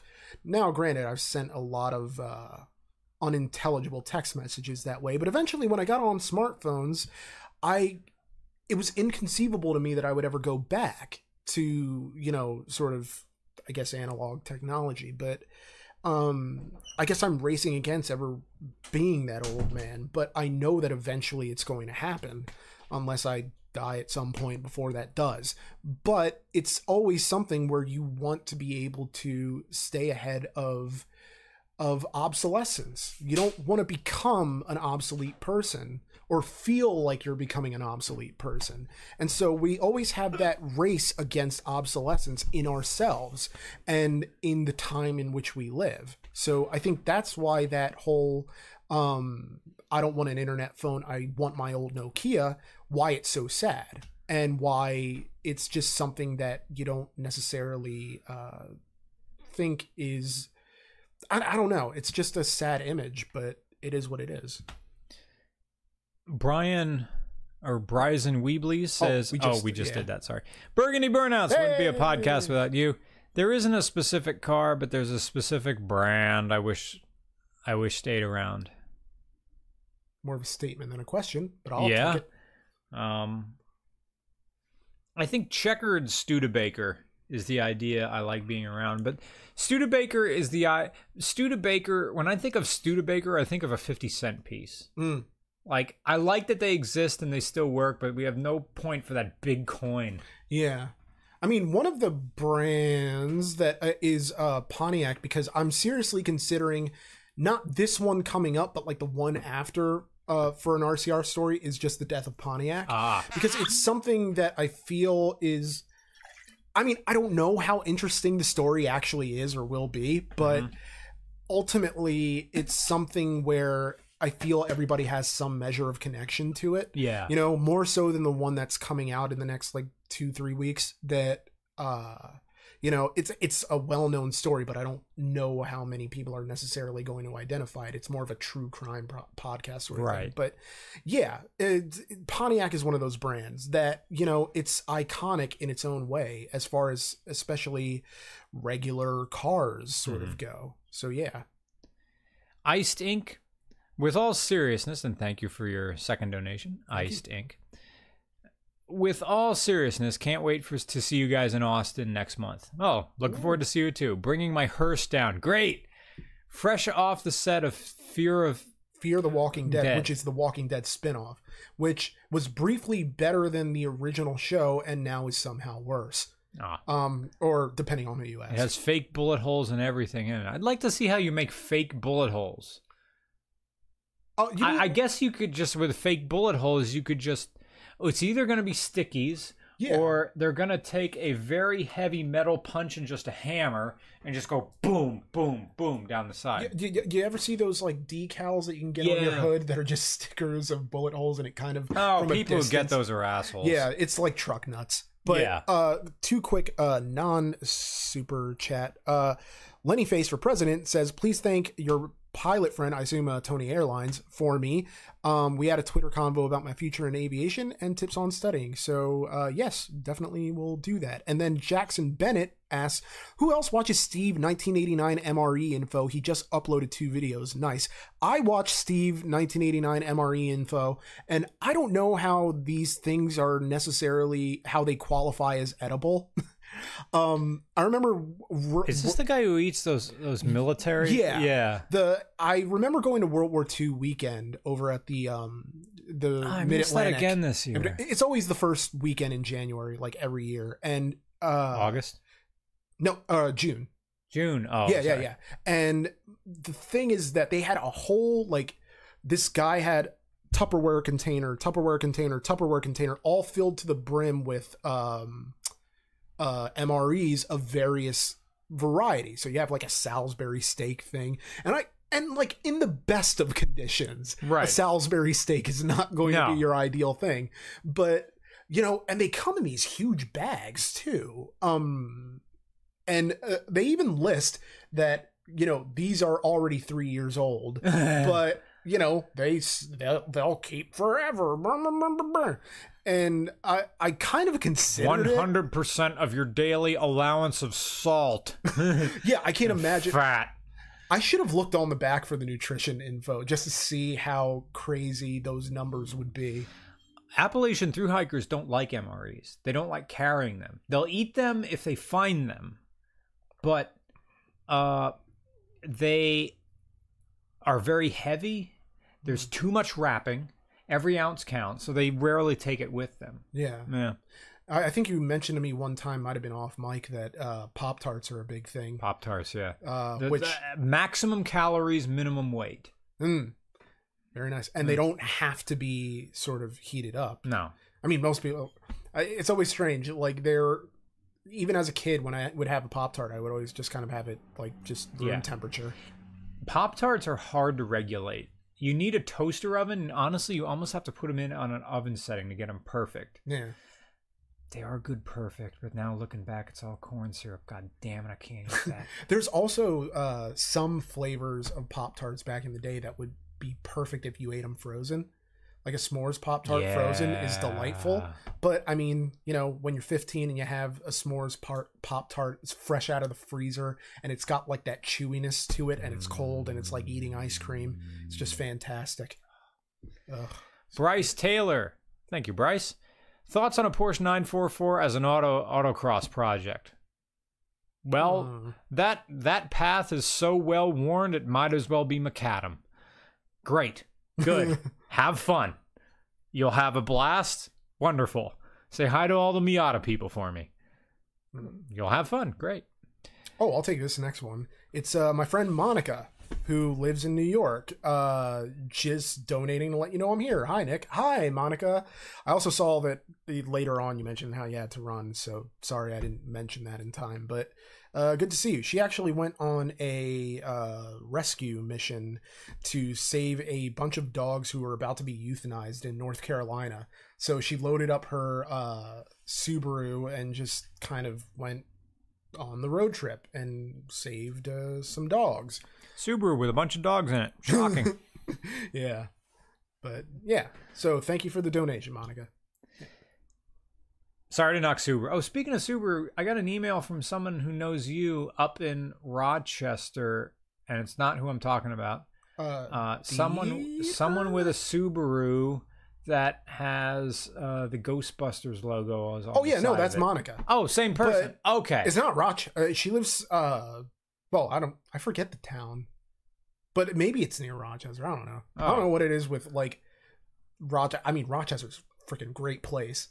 Like, if I had to like move somewhere that wasn't here, I would love to live in Rochester. Rochester and Richmond are two places that I would love to live. They're amazing cities. Or towns, cities. Let's go with that. Zeke, that gamer geek. Interested in a 2004 Envoy XUV? The one with the trunk bed in the back and the rolling roof they only made for 2 years? Is that a Chevy Avalanche? It's got the factory option 5.3 Vortec, Northwest Virginia. Oh, you're offering me a car. Your make models, thank you so much for your donation. You didn't have to do that, but thank you. I will use it wisely. Your make model city state regular cars at gmail.com. In fact, I'm going to stop saying that. Just go on YouTube and type how to submit a car to regular car reviews. I made a video that shows you how to do it. Or even better, you can go to our subreddit r/regular car reviews, and the very first sticky post on the top of that page is a link to that video of how to submit to regular car reviews. So, depending on if whatever you find more easy and convenient. Crazy Ivan 2 times says Mr. Rar's zombie plan is illegal class 3 guns. Look, society has collapsed. I don't need a class 3 license. I can have a machine gun if I want it. That's the point of a zombie apocalypse plan. In a zombie apocalypse, there is no more law, nor is there order. You know, and it's like if I want, I can say I'm the president, and unless there's someone there with a big enough gun to challenge me on that. They're not gonna, you know, it's just lawlessness, you know, is the rule of the day. Yeah. The only rule is that there are no rules. DJP. 2112. Great song. Rush. 500 yen. Hey guys, greeting from J.A. Pan. Shout out, that was an AVE thing. Love your show. I have been a Patreon donor since the start. Thank you. We use Patreon money to travel, and we will see you in Austin in 3 weeks. 3 weeks, yeah. Sent you an email a while back regarding a possible RCR Japan. I don't know how logistically possible we could do that. It's going to Planet Japan. Yeah. again, fixer needed, maybe more than one. I get off the plane, and then I'm going to be very subconscious about being a white American in Japan. I'm not even, I can't fake an Australian accent to get around and be liked better. Yeah.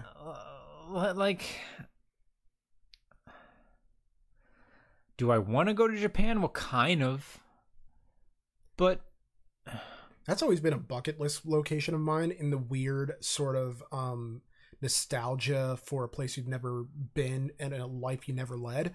I get that way about 3 specific places, and it's the UK, Japan, and the southern United States, because I get a very weird nostalgia for like 1970s honky tonk bars. Putting Conway Twitty on the jukebox. I fucking love Conway Twitty. Oh, Livestream offline. Yeah, well. Livestream offline. It'll come back. Well, for those of you watching, it's working on your phone. It's working on my phone, but we have to see what sort of. I'm going to wave here, and we're going to see. It always lags behind when it comes back. Well, it's working on my phone, so I guess here we it's go. back Okay, up. there. Sorry for the interruption, but we are back. You didn't miss anything. So, and to people listening on iTunes or wherever else, holy shit. Oh, I'm sorry. But yeah, sorry, we just noticed a gigantic super chat just came in. Yeah, well, everybody else can see it. Yeah, we will get to you. Well, yeah, trust. Invictus Knox says both your favorite retro gaming consoles and games. Okay, it's either gonna be Sega Genesis, unexpected, or Sega Dreamcast. Now Double unexpected, right? So, I mean, my house was a Sega house. So we had a Genesis, like the second generation version of it. Yeah, and my favorite game on that was Streets of Rage 2. Good choice. That was a game, complete with all like 90s like R&B / techno, and kind of the both of them. They had this one track which suspiciously sounded like regulators.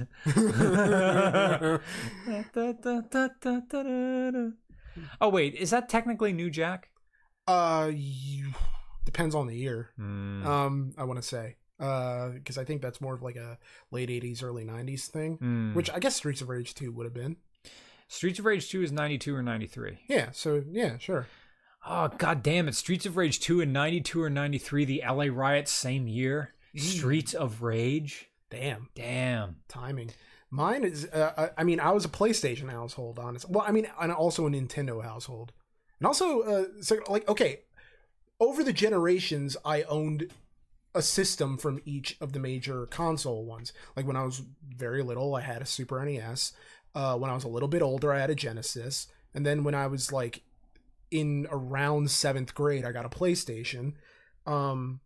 And I think I ended up getting an N64 for Christmas off of, like, that was resold or whatever. But long story short is all of my favorite memories are PlayStation games, even though I adored Super Nintendo and everything. But I mean, like, Final Fantasy VII, like, I don't know what kind of person I would be without that game.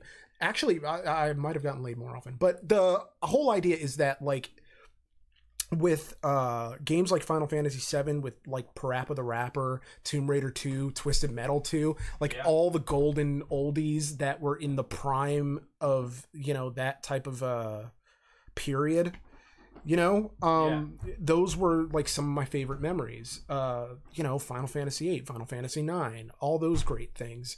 But there are things that I have great love and memories for on every system. Like for me, the best Mario Kart game is Double Dash on GameCube, which I had in college. Ocarina of Time on the N64. Can't go wrong. I had Sega Channel and played Comic Zone on that. Brilliant game.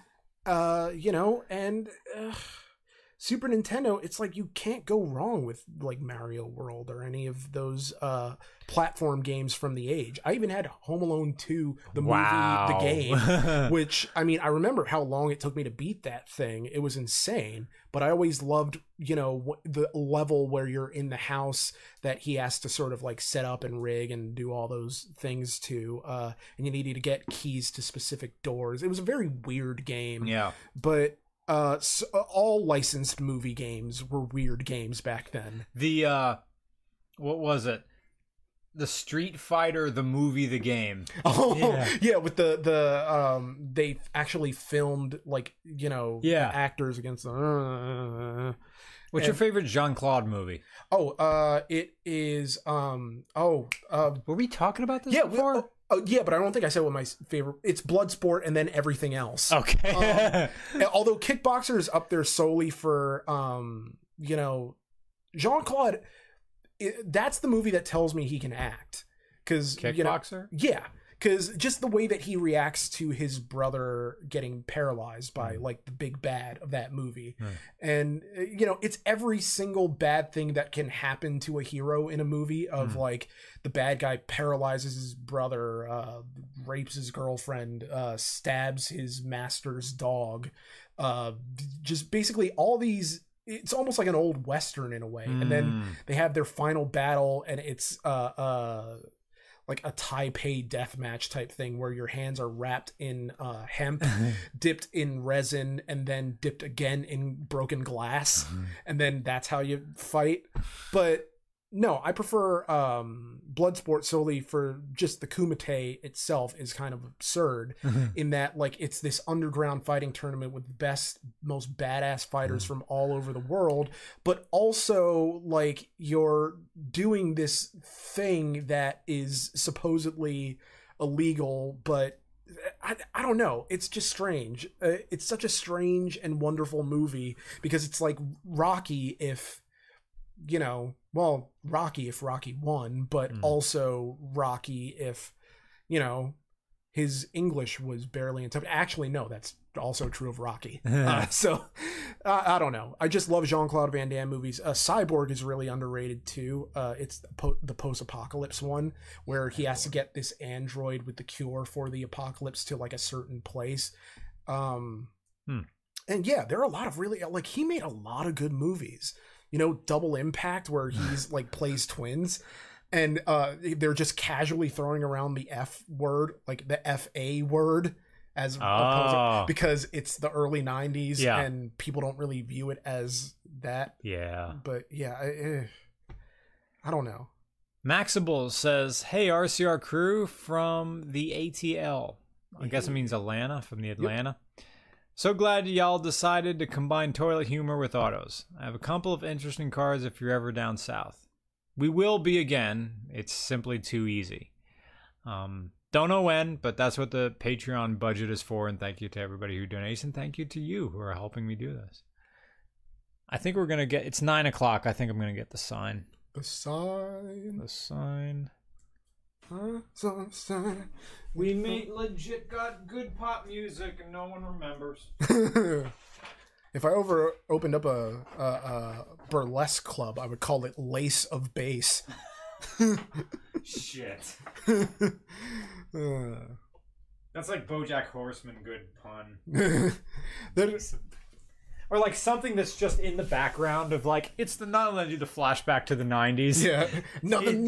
I just realized another 90s song doesn't have like one of those flashback era songs. But and I love those, you know, another 90s grunge song. Everyone in friend knew. Yeah. Mark Walters, thank you for donation. Have you seen that Honda is re-releasing the Moto Club? Moto Club? Moto Club.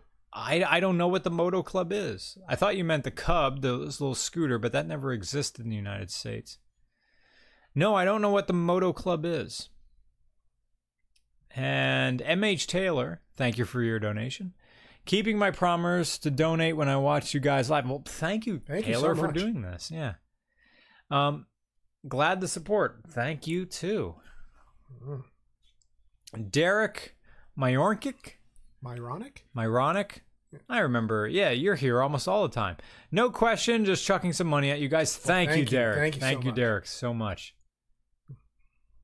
Scrolling down. Crazy Ivan again. Crazy Ivan 2 times. Serious? What is both of your war? Shit hits the fan plan. World.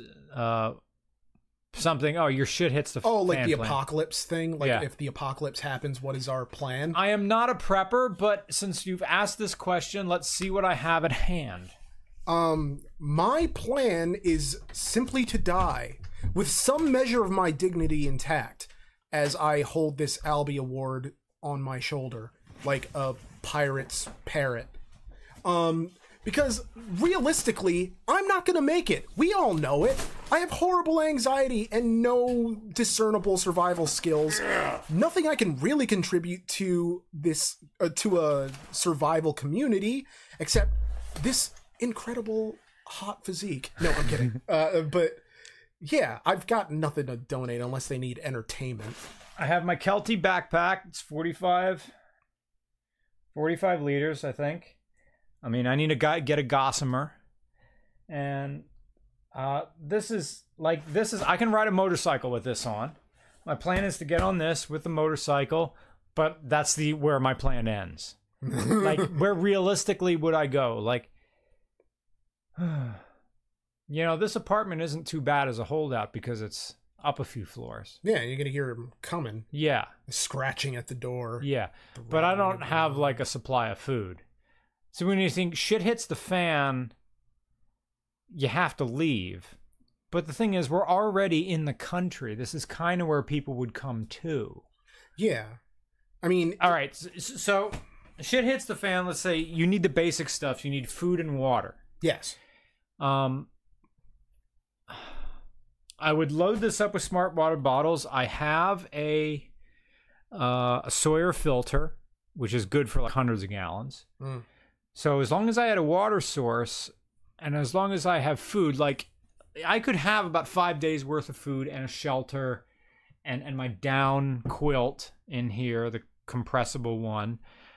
As long as I had enough food and a water source, which exists everywhere, I could survive probably for about 12 days. Now, if we're talking now where people are in combat with each other. Oh, like open war between the villages? Yeah. Where now things change, and I don't really have a chance. I don't have any weapons. Of course, like if that's the case, then I'm going to my parents' house where the guns are and getting one of them so I have a chance. Yeah, because, I mean, like, what am I going to do against, you know, the various faction leaders, like the man with the bullet farm? You know, it's like, I mean, all I can do is die, really. I mean, of course, I say that, and the ones who survive are typically the ones who aren't a threat at all. And how threatening am I really going to be? Although, you know, I don't know. Get a scary-looking AR-15 and you'll be fine, or get a Glock. Nope. I know exactly the firearm I would want. It would be a collapsible .22 rifle, because I can hold thousands of rounds. Now, of course, if I'm going to be walking, that's weight. Yes. The AT teaches you that weight isn't good. You could have 100 rounds of .22 and be fine. It's like, oh, it's better than a sharp stick. Are we talking about other people with body armor? Are we talking stalking people, like a .22 rifle with a scope? You're going to be using that rifle to hunt for food. And now if we're talking that, maybe you'd want a shotgun. But again, all of that is weight. And if you're going to be carrying it with you. Of course, in my scenario is a motorcycle scenario. And of course, if I'm have to hide, the bike's not going to work. I can't take it on a trail because everything around here is rocky. Yeah. So I know where the water sources are, and I could get to it with about a day's walk from here, where fresh water is. I'm talking spring water, which you really can't drink. You still have to filter, but I'd be good. Now, food, like, what was the William S. Burroughs poem? Because what keeps mankind alive? and it's this line that says, "Food is the first thing, morals follow on." So once you, like, first thing's food. You need water, food, shelter. Guys, we could go on with our plans here. Yeah, we got to keep this thing going. Because realistically, I would probably just hole up in a Cabela's or something. But because presumably, like, all the weapons you would need are there. The Cabela's is an armory unto itself. Yeah. And along with various, like, instantly someone would come there and be the warlord. Yeah. I would climb up on that fake mountain in the middle and just set up a throne there. Yeah. All right, next one. Here we go. Dan Dunlap. Oh, thank you for your donation, Dan. thank you. Good evening. Looking down to driving down to the Austin meet. Please do. Please come. Oh, I'm sorry, but a 4,200 round trip is a bit of gamble. For my, I guess he's up in Canada. 42,000. Oh, round trip. So he's 2,000 miles away. Huh. So he's probably Pacific Northwest or maybe around us where he's is. Maybe Where we are. Bit of gamble for my 382,000 mile Subaru regardless. Hope you guys have fun at Harris Hill. We will. Yes. I can't wait for Harris Hill. I could spend days there. It's going to be fun. Quick question from the guy, MRGW982. Wait, where are the car meets for Austin? I don't have the address in front of me, but it's the Onnit Academy, ONNIT, in Austin, Texas. I'll make a post on probably one of those still pictures you can put on YouTube. Yeah. It just says RCR Car Meet. It's going to be at the Onnit offices. Their offices and the Onnit Academy are the same the same more building, or less. so it's the same parking lot. So ONNIT Austin, Onnit Austin. That's where it is. And it's on Saturday before we leave, like, because we get on the plane 20th, the next day. yeah. So 20th next day. yeah, Saturday the 12th, the 19th. Yeah, because wait, 4th, 5th. No, you're right. The 20th. Okay. Yeah, Saturday the 20th. Does anybody else have slow mode on? It's annoying. Yeah, I put slow mode on so we can read the questions that come by, so you can wait before you spam the channel. David Van, thank you for your donation, David. Thank you. Any plans for North? Interesting steel up in Wisconsin, notwithstanding my elderly brown Volvo wagon. Yeah, stuff north of Chicago I'd like to do. Mike Steinberg recommended going up there. There's all sorts of places in the country I'd like to go, but right now we're focused on RCR Austin. And then after that, it's wintertime. Yeah. Yeah. Up and down. I love the random merch suggestions right there. Make the super chat sign into a limited run sticker. Yeah.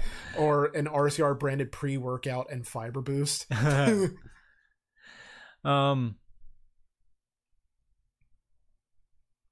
Not Ben 101. Why don't you buy a car with an app? I'm not sure if I understand this question. Like use an app to buy a car? Because I do have the Craigslist app on my phone that I use to do my car perusing. And I'm always on that, but I'm in an area where that has kind of a lousy selection. And also they kind of get bombarded with those dealership ads that are in there that you can select it to just go user, like owner. So you don't get the dealer ads. Yeah. Why don't you buy a car with an app, or a car that has an app on it, like modern cars? I'm not sure. Huh. Maybe they mean appetizer. Bryce Taylor. Thank you, Bryce. Plus, I'd like to say I'm racing in a Porsche. You get to say you're racing in a Porsche. Of course. Yes. A Porsche. Of course.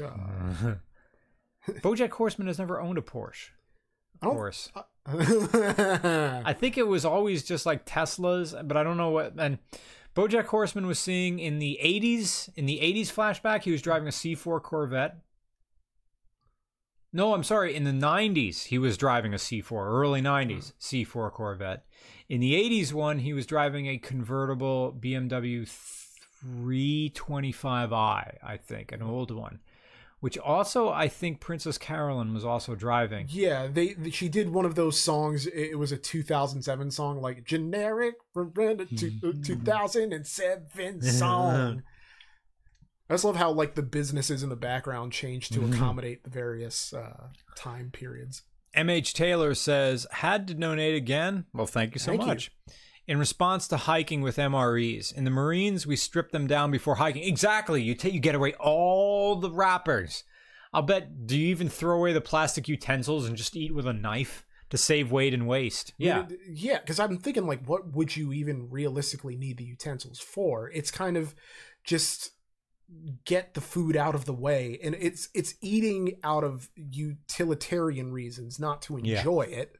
I need calories. Speaking of calories, I've been drinking booze on an empty stomach, and now I'm really feeling sheets, but I know I should cook dinner. Yeah. Why does it, when you get the drunk munchies, you just want the is right gastronomical? Is that the right word? For what? Food. Oh, that it's comes straight from The Simpsons. It's a Simpsons quote. Oh, I don't know. Lamentably, no. My gastronomical capacity knows no satiety. It's like Homer Simpson was trying to memorize something, but he got the vocabulary tape to listen to in his sleep instead. Oh. Anyway, I want the food equivalent of a heated blanket. Which makes me want, tots from sheets. Yeah, but it's like, going back to an ex-girlfriend or backsliding in a relationship. It's like what you wake up in the morning regretting the entire encounter. I know. I get a little bit of that when I'm drunk in the early hours, and I go back on Twitter to who. Yeah. And just read what she's doing. Mostly, it's just like, I hate Trump for just a bunch, for like 3 heavy scrolls. It's like, okay, now, it's like, this is your move now. You're in your 30s. Your career hasn't gone the direction you wanted, and you're an activist now. Yeah. Great. I'll bet you're a thrill at parties. I'm the same way with the... I read it and I'm like, oh yeah, I don't care anymore. I'm the same way with... Unimaginative. I'm the same way with my you-know-who, but like, I care possibly too much, so I have to stop myself. And also because it's like a stupid thing to do. Like, why would I ever do that? Which is funny because when I ran into that ex... Like 2 weeks ago, I was on the podcast and I mentioned the ex-girlfriend that I had, which was the last ex-girlfriend that I had 8 years ago, back when like we were like first becoming friends. Well, longer than that because I met you in 2008. But yes, I like mayonnaise on my sandwiches. Yes, light. You don't have to go heavy. Yeah. I used to go heavy with like the Oscar, dude.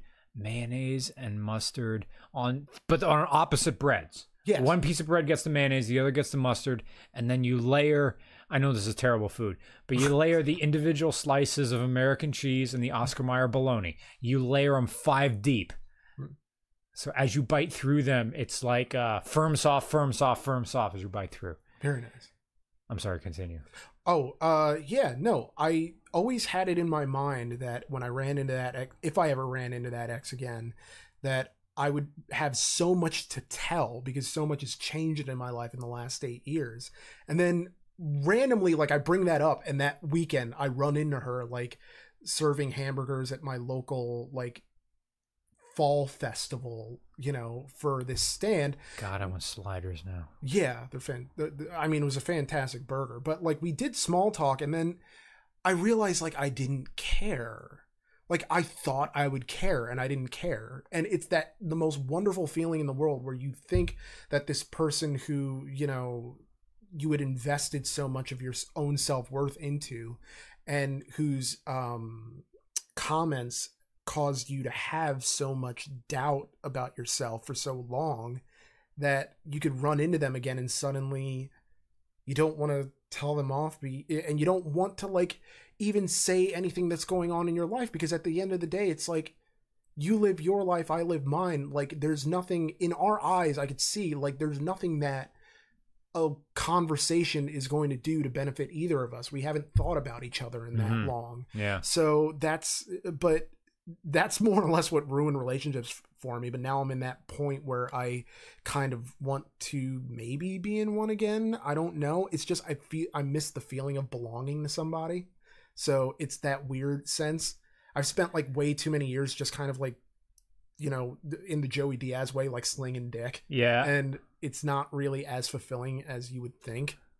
Gotta answer that one then. Oh, thoughts on Puritan literature. I did my thesis on Scarlet Letter. When I think of Puritan literature, I think about people running off to the far end of the field to masturbate into a ravine and then punch themselves in the face because they came without God's consent. That is such a line. That's one of those things that I just think with the more puritanical sorts, they want to kind of govern the ways in which people consume. It's like this. How many layers can Joey Diaz? Yo, how many layers are you gonna put between this and the monkey? Well, I mean, I never noticed. There's not actually anything in her cup. This award is empty and on a bunch of levels. I'm just glad that I have an award. That it's not even mine. I didn't win it. I was 10 years old when this award was given out. So who really cares? But yes, it's very nice. It's very nice indeed. And I love how well maintained she is. She is very well maintained. I mean, hang on. I got to get this up front. Like, yeah, let me cue up the thing so I can give you stage direction. Oh yeah. Yep. Or a little bit back. Right there is good. Look, all the detail, it's exquisite. You can see her makeup and all the other like definitions and lines and creases in her face. Yeah, this is 20 out of 10. Would date. So yes, I'm just gonna hold on to this award. This $1.50 award that my mother found in a Goodwill that she bought as a decoration for her home, and then I decided, hey, let me bring this thing because it'll make a nice prop for the podcast. I am perfectly fine dating this person. Cool. JSB225 said, have you heard of the 93 Mercury Capri XR2? Nope. I believe it has a turbo Mazda engine in it. That'd be good. My mom has one sitting in her driveway for the past 15 years. Uh-oh. That means there's oil sitting in the turbo. That's old and bad. And that sounds like a project and a half. That's like that's 2 summers to fix that. But no, I never heard of that. Red Speeder 98 says, do you think Pontiac deserves a second chance? Fuck no. Is there any company that takes Camaros and retrofits? There is a company. Yeah, I saw him at the Jacob Javits Center. Or is it too late for redemption? It's too late. Look, narratives have to end. Yeah, they just have to go. Like it's kind of like remaking a movie after a certain point. Oh, for instance, the Predator. The new Predator movie came out. It completely bombed. And it's to the point where, you know, they had plans for sequels, but this underperformed, so it's probably not going to get them. And also, apparently, the movie was terrible, so why are you going to keep bringing back this franchise that, frankly, it was one good movie? Yeah. And it's the same thing with The Terminator. It was 2 good movies. Everything else after that has been a disaster. Yeah. Not even a disaster. I mean, I would insult a flaming dumpster if I called the movies that followed T2 a dumpster fire. Yeah. But it's just, why are you going to keep... And now they're bringing back like Arnold and Linda Hamilton, and they're going to try to like reboot the whole thing again. It's like, just let it go. How much China money is in this, in the international market? It kind of has to be a China-motivated thing because... You know, that's the only reason Pacific Rim got a sequel. And Die Hard with The Rock. Skyscraper. Yeah. And then Rampage is probably going to get a sequel because it did really well in China. Yeah. And so it's like, I don't know. They love The Rock over there. I mean, we like The Rock here. It's just, you know. Were we talking about The Rock's cheat day pictures on Instagram? We might have, but... Where it's just a stack of donuts, or like him and like, I am gonna eat 20 pancakes. Yeah, or like French toast, and then he has like 2 pitchers of chocolate milk.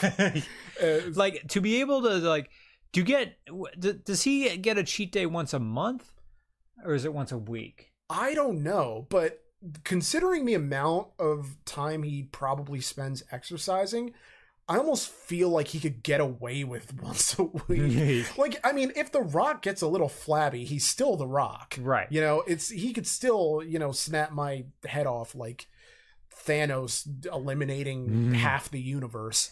There was this one on Hot Ones. They were interviewing somebody, like a football player or something like that, or he had an Instagram or something like that.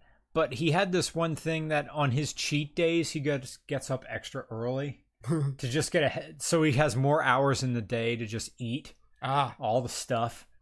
Imagine having that type of gym and fitness discipline that maybe, let's say you get one cheat day a month or something like that, where for the entire amount of the week it's just steamed vegetables like quinoa and just boiled chicken, like very basics of food in moderate amounts, like the exact amount of calories you need, no more. Yeah. And you're drinking water and stuff, but then one day you can just what's a good term? You can go yard the whole day. Go to a KFC, order whatever you want. Yeah. Would you just eat until you puke? Or would the day be just waiting for yourself to get hungry again? You go into a strip mall and go to each of the food establishments there, and then just pile all the things you get on top of each other. Right. It's like I went into a KFC, got an order of chicken. Oh, there's a Cold Stone next door. Pile that on top of the chicken. Yeah. We are doing chicken and sundaes. Yeah. It's like me and like, I haven't eaten Taco Bell in a long, long time, but I used to order 2 chalupas and hate myself halfway through the second. But they were my long motorcycle trips. Man, now that I have a bike I can legitimately go on long versions on. You're going to see a review of my DR, but I've since sold it and bought a sport bike, and which I'm going to go in depth about this bike that was a colossal failure for Suzuki. It's an amazing bike, but it didn't sell. Amazing in that it appeals to a very specific market, and that market is me. But I used to go on these long bike rides to go visit friends. Like, I'd pack my clothes into my saddlebags and stuff. This is before I met you. Yeah. Oh, wait. I took you for a ride on a motorcycle once. Yeah. Yeah, to an open mic night. Yeah. And but that was the style of bike that I had. But I'd go for like 6-hour rides. I rode out to Pittsburgh and stuff like that. And when I was on the road on the bike, it'd be Taco Bell. And I'm like, for some reason that fit, but I couldn't get through the second chalupa. But I had this thing, when I'd go into a gas station, I'd get the Starbucks double shot and a honey bun. And looking back, how terrible that was for you. It's just not sugar and caffeine. But I get on that bike and I'm just, yeah.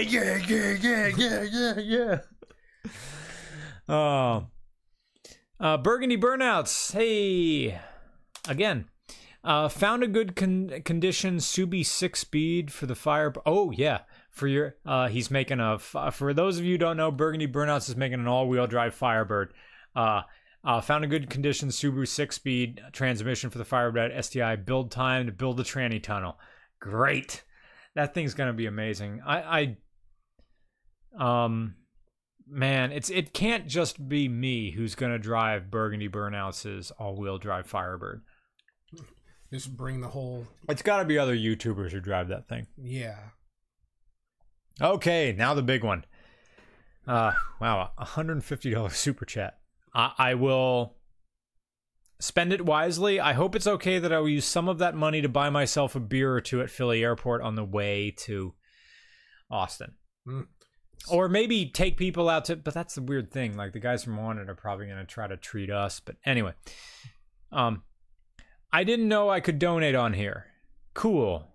Love your channel. I love your humor. Enjoy the money. And we will. We will. Maybe even go to Japan and review cars with the money. Japan. I enjoy your motorcycles and I enjoy your cars, and I am intimidated and embarrassed as a white American of European descent being there, I will not be able to ignore who I am. And I need to talk to Tim Strickler more. I wonder if Tim Strickler has a good time in Japan because he's super tall. Yeah, he's... Now I'm being stereotypical toward Japanese that they like tall people. Do they like tall people? Is that the stereotype? Yeah. Oh. Eh. I mean, all I know is, he's tall here. I can't imagine how tall he would be over there. He's 6'2"? Yeah. But I mean, like, in comparison. Yeah. Because, I mean, I'm like just way shorter than Tim. But yeah. Japan. Like, I kind of would want Tim to go with us. Like, if we had, like, big time money, it'd be the three of us. Because Tim would kind of know and he'd like it. Yeah. Oh, I would love it. But, I mean, that's because I wouldn't really... I think it's been in my head for so long, and I've been consuming so many... JSB says 225 says you can't do worse than Logan Paul when he went to Japan. What'd he do? Oh, he filmed in the Suicide Forest. The Suicide Forest. So yeah, I don't know how he's still allowed to make videos. But like, I think if I went to Japan, I just wouldn't say a word because I'd be afraid to say anything that could, in the longest sight line, be considered offensive. Yeah. Like, I am an interloper here. Yeah. Please. Hello, I'm American. I'm sorry. Please, I'm sorry about everything. Yeah. Joda175 says, don't let the fact that you're white stop you from enjoying one of the most enjoyable places to visit. I have no doubt that it's enjoyable. My friend Courtney lives there, and, she's as white as the driven snow, but she's always wanted to sort of be in Japan and live there. And so she knows more about the culture than, I would. Mm-hmm. So it's something, yeah. Randy Bish. Hey, Randy. Randy. Yeah. He lives in, he moved from Pittsburgh. He was one of Tim's mutual friends through Tim. Cool. He was in that Cats in the Cradle video that we were doing a point of view drive, and we came to a stoplight and we started singing Cats in the Cradle for no reason. Oh, yeah. Now I really can't be, I can't recall the video to save my life. But anyway, yeah, Randy, thanks for the $10. Hello from Detroit's newest auto engineer. Hey, please put this towards a streaming machine with a chipset that was not offered as a Lay's limited time flavor. So what, I just need a better laptop, that's it? Or mayhaps? What did we said? Streaming machine. Okay, yeah. Better laptop. Yeah. I don't know much about laptops. This is the only laptop I ever had. Well, I had a mom's hand-me-down Dell something or other. But I know how to build computers like desktops. But laptops, I'm just, because I look at laptops as disposable because I'm all about like getting heat in and out. So I always looked at laptops as impotent. So what's a good laptop? I don't know. All my laptops have been Toshiba and they've been fine. Like anything that goes wrong with them is more me than I think the machine itself, just because, again, like I don't know dick about laptops. So I mean, I grew up with, the family PC, and then I had my own like desktop, and then eventually I was like, I want to go places, and MRGW982 said to use a desktop for streaming, which I was supposed would mean like filming over there. Yeah. But then my computer is huge. Yeah, he has an enormous screen. So one option is to just build another editing computer and just move that computer over to this desk right here and just run some wires over. Yeah. But I do need it, but having a lappy for the road. It's mobility. It is mobility. You can take your stuff with you. In the long term, I think that's what might happen. Whenever that becomes obsolete, and I spent some money on that, like at the very beginning of RCR, like it's been 4 years and that computer's still amazing. Yeah. So I built that thing right. I haven't needed to do anything to it other than occasionally take the case outside and just blow all the dust out of it. It's fine. And I added like an extra 3 terabyte hard drive to it to just store all the extra footage. Very nice. Accept this Albie award for such a perfect build. I don't even, I need the optical drive for Windows 7. I build a new one, it would still be running Windows 7. So I know you said no more super chat questions. Signs everywhere, the signs. But this isn't a question, and thank you. I will make an exception for you. Here is some money for that zombie apocalypse prep. Good times. Put it toward a Gossamer backpack. An off-season one.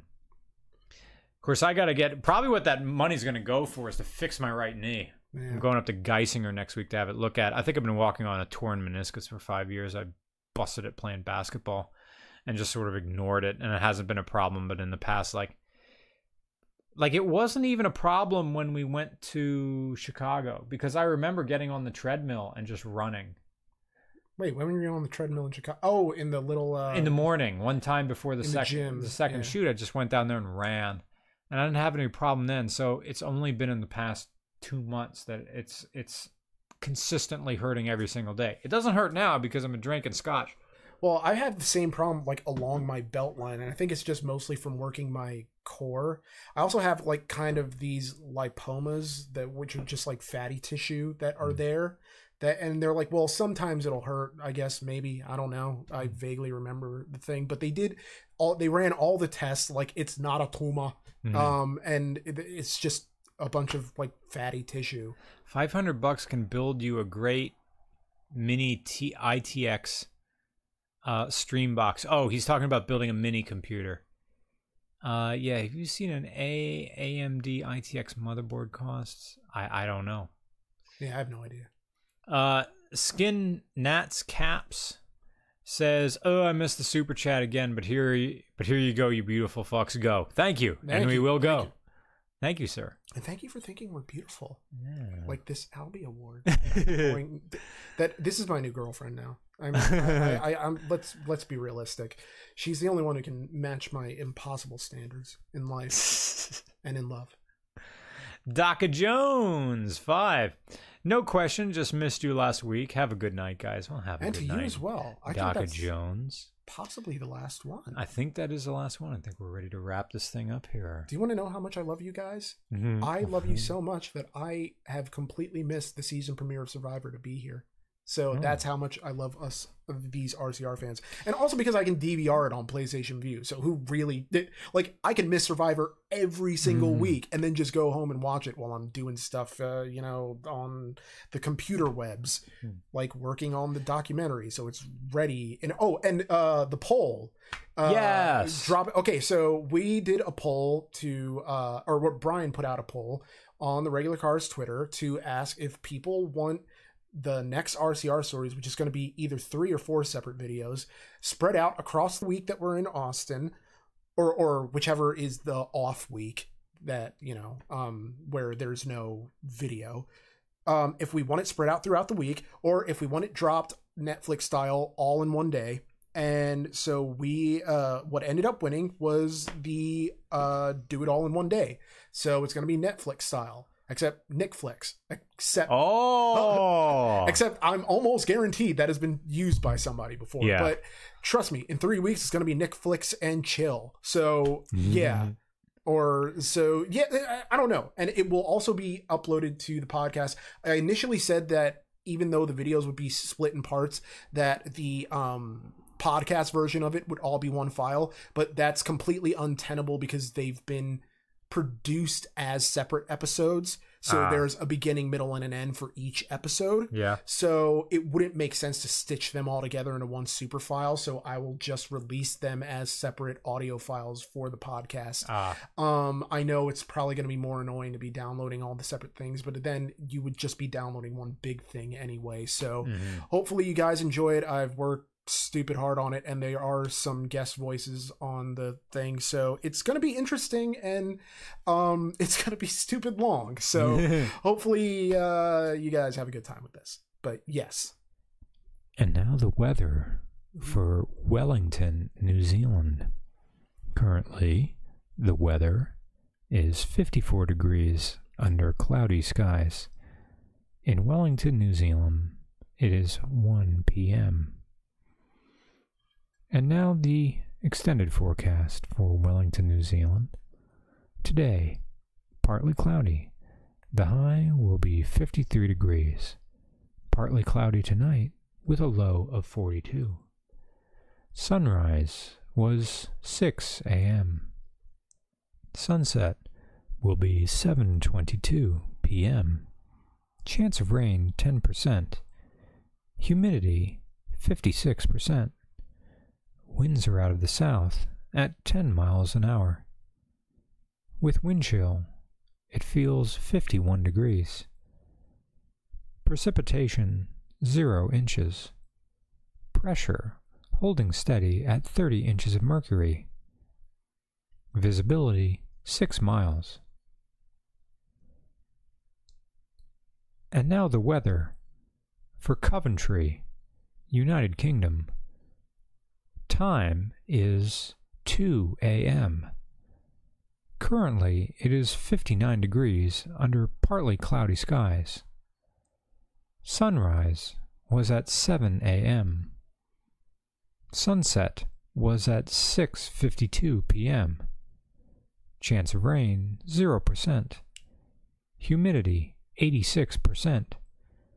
Winds are out of the south at 2 miles an hour. Wind chill 59 degrees. Precipitation 0 inches. Pressure holding steady at 30.4 inches of mercury. Visibility 9 miles. I should have music while I do this. I wonder if I should end the podcast every way by just doing weather. Why not do the weather? All right, guys. I got the drunk munchies. I think I'm going to walk to the grocery store. Right. What do I need? Do I need more quinoa? I need onions. I could go for onions. Fry some. I need cooking oil, onions.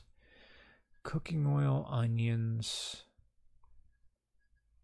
Frozen fruit for that fruit water thing I eat, so I don't have to drink crap. It's really creepy. What, running through the grogrocery list? No, but you're stroking the doll. Oh yeah, no.